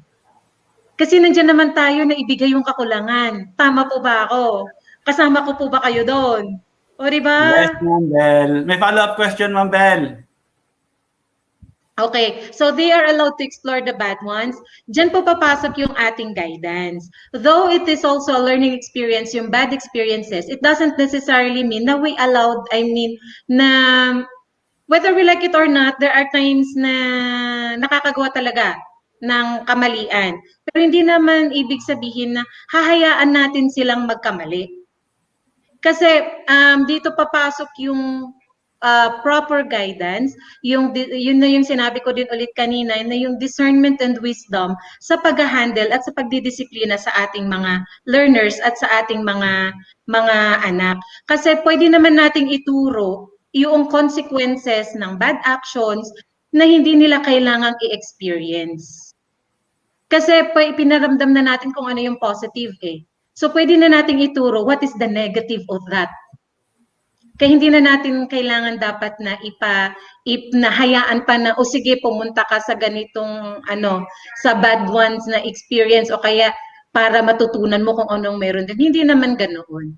We learn from it, may regrets, pero i-consider pa rin din naman natin na ituro po pa rin natin kung ano yung mabuti.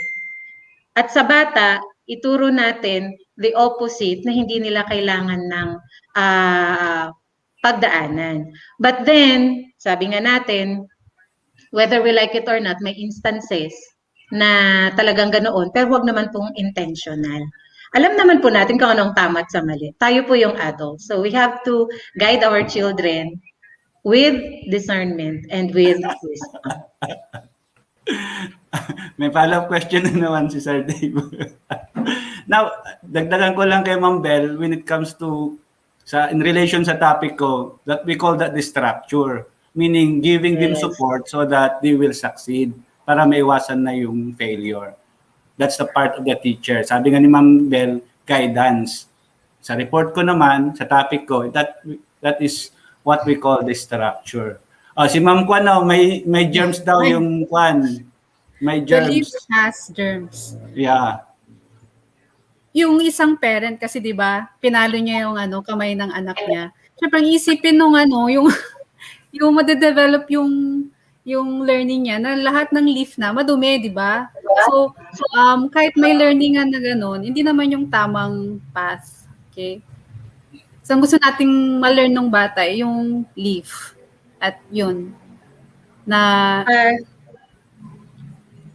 Sige, ma'am. Maalala ko yung patalastas safeguard ba yun? Di ba yung bata hawak ng mga dumi? Sabi niya, are we going to prevent them for their exploration? Hindi pala, kailangan naman mag-safeguard, ituro lang ways of protection. True. Malala ka yung safeguard. Ako naman, sir, na gusto kong sabihin, though the leaf has germs, the germs can be killed and the germs can be washed away. yes. Tama, sir. That's why Gawin it's mo. hard. Kasi COVID Kaya nga, nandyan tayo, tanong di lang ba? ng Zonrox, patay na, Yeah. sapon eh. Oh. Kapag Kaya kadumay we're ka, pa. Oh. Yeah. Kaya we're there to guide our students, di ba? To provide warmth and structure. Kaya dyan tayo lagi to guide them. Thank you so much, Sir Dave, for that wonderful question. And I just do hope that we were able to give a wonderful answers as well. I mean, wonderful answers. Ayan, meron tuloy. akong tanong. Bumabahala ng tanong. Si Ma'am Kwan ito. Okay, meron din bang negative effect yung early exploration ng bata at a very early age? To what extent? So what do you mean by early? Anong age, ma'am? Mga toddler age? Okay. Usually, sa experience ko actually, maganda rin yung early na nag-explore ng bata. Usually, minimal lang naman yung negative effect eh. Magiging negative lang yan kung yung mga caregivers niya o yung parents niya or teacher niya, bibigyan niya ng maling response to that kind of behavior. So kaya nga as educators, kailangan nating maging positive lagi. Parang itong learning ng mga bata at an early age, maging positive sa kanila, maging learning sa kanila. Yes, actually, yung early exploration, 2 years old daw. Yung early exploration, yes. Yung early exploration po kasi, that is yung form ng learning ng toddler sa kanyang environment. Kung hindi natin siya i-allow na mag-explore, paano niya matututunan kung ano ang meron sa kanyang environment. So, when we say negative effect, tama yung sinabi na Ma'am Elena na magkakaroon lang yan ng negative effect kung hindi, sa akin siguro kung hindi naging careful ang caregiver sa pagbibigay ng tamang alaga. Kasi pagka hinayaan naman natin silang mag-explore, hindi mo naman ibig sabihin na hayaan mo na sila lang, paano kung malaglag yung bata? Kaya yung sinabi ko kanina na hayaan natin umakyat siya ng stairs, pero dapat kasama natin siya sa pag-akyat ng stairs. And we have to be very, very careful na hindi tayo maka-encounter ng any accident.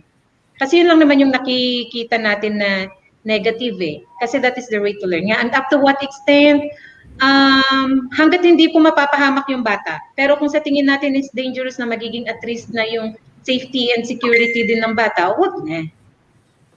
Di po ba? Kaya meron din naman yung na huwag na, hindi pwede kasi ganito ganyan. Kasi hindi naman sa lahat ng pagkakataon, allow tayo ng allow. Na i-balance din natin. We still need to balance everything. And again, uulitin ko ulit, sa ganito kasi crucial din crucial development, crucial din yung caregiving na dapat nating i-provide sa kanila na ibigay. Kaya we need to act with discernment and wisdom on how to do it para mabalanse natin.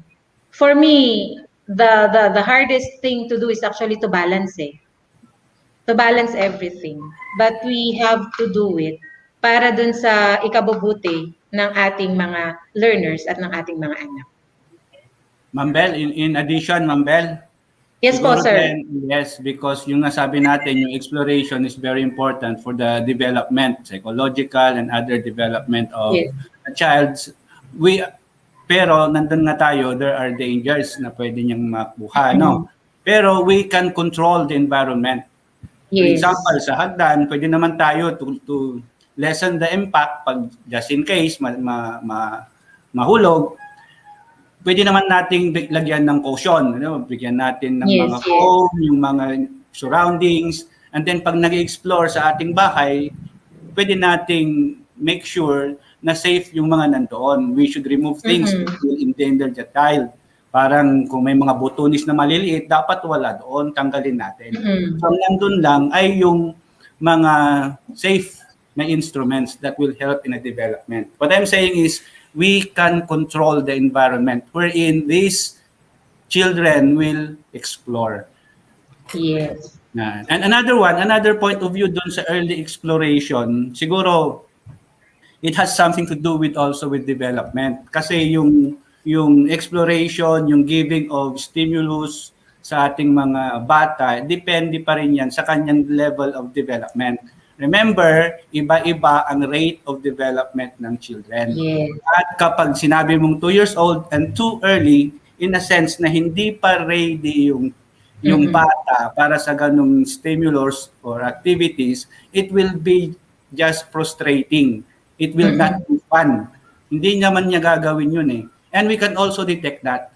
Ang sinasabi ko lang, if we are giving this exploration, it should be natural. It must go with the development of the child. May kita mo naman eh. Kasi yung bata mag-act naturally. Depende sa kanyang development. Kasi nga, sabi nga natin, may mga certain circumstances sa brain, may mga chemicals sa body niya, which is prompting the child or triggering the child to do such thing. It's really natural thing yon. Yun lang yung other point of view doon sa early exploration. So, in other words, as parents, as teachers, kailangan natin talaga, kailangan may mastery din tayo with regard to the development of children para alam natin ang ating ginagawa. Meron po.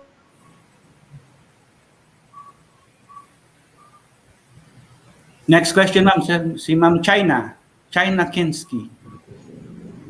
Okay, so what about other ways of positive discipline and online learning? Okay. So, yung anak ko kasi nag-online din siya. And yun nga, I'm a working mom.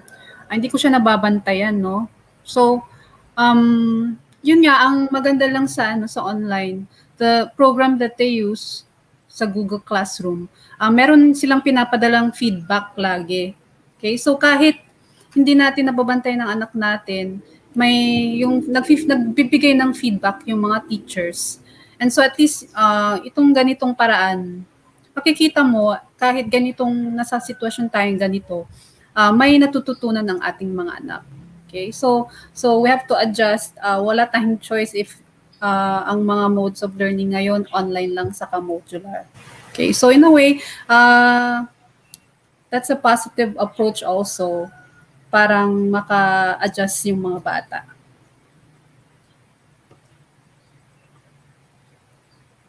Another one siguro, kasi kahit online class, is the provision still of warmth and structure. Kailangan pa rin natin ng mga yon.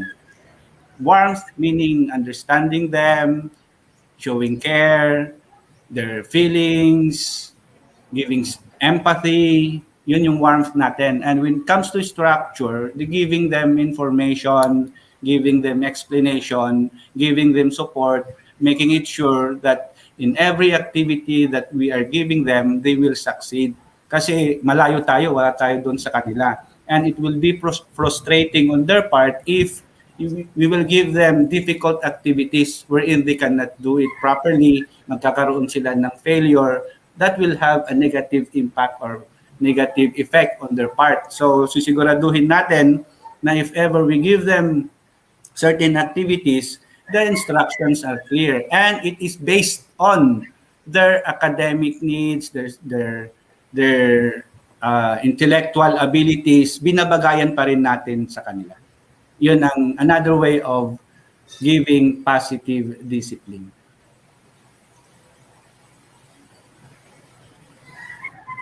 Nawala to si Mambel. Mambel! Mahina. Mahina yun.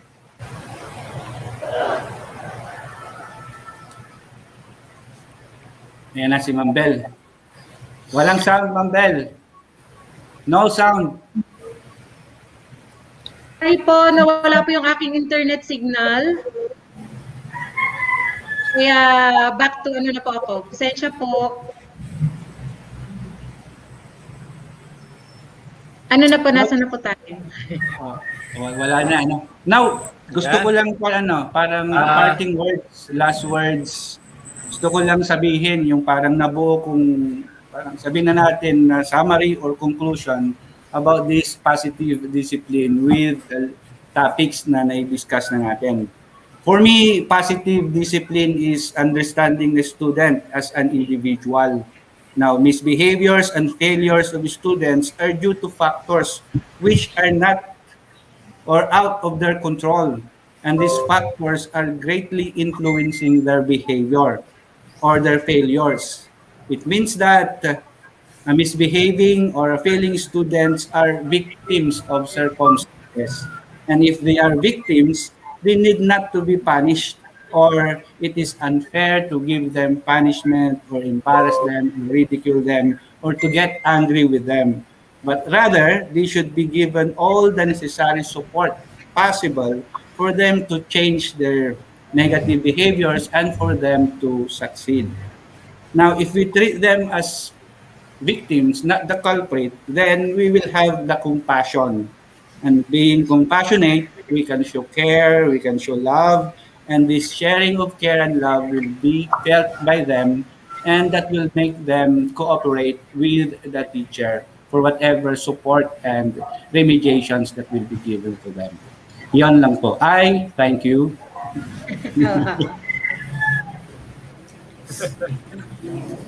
Thank you, Sir Romel. Wala na siguro si Rod. Wala na. Wala ba si Sir Jun? Okay. Si Sama. So, yun, wala na. Yan. Kudos to everyone. Okay, wala na pong tanong. Okay, so that concludes our day 1 of our PDET Division Echo webinar. So, sa lahat po, maraming salamat and see you tomorrow morning po. Yan. So, thank you po sa lahat ng ating mga speakers. Thank you po sa mga participants. At yun po, sana ay mag-join ulit po kayo bukas sa ating webinar so that makumpleto po natin yung ating mga sessions na atinan. Okay, so maraming salamat po sa lahat. Maraming salamat. Bye-bye. See you tomorrow. God bless and be safe. Thank you. See you tomorrow.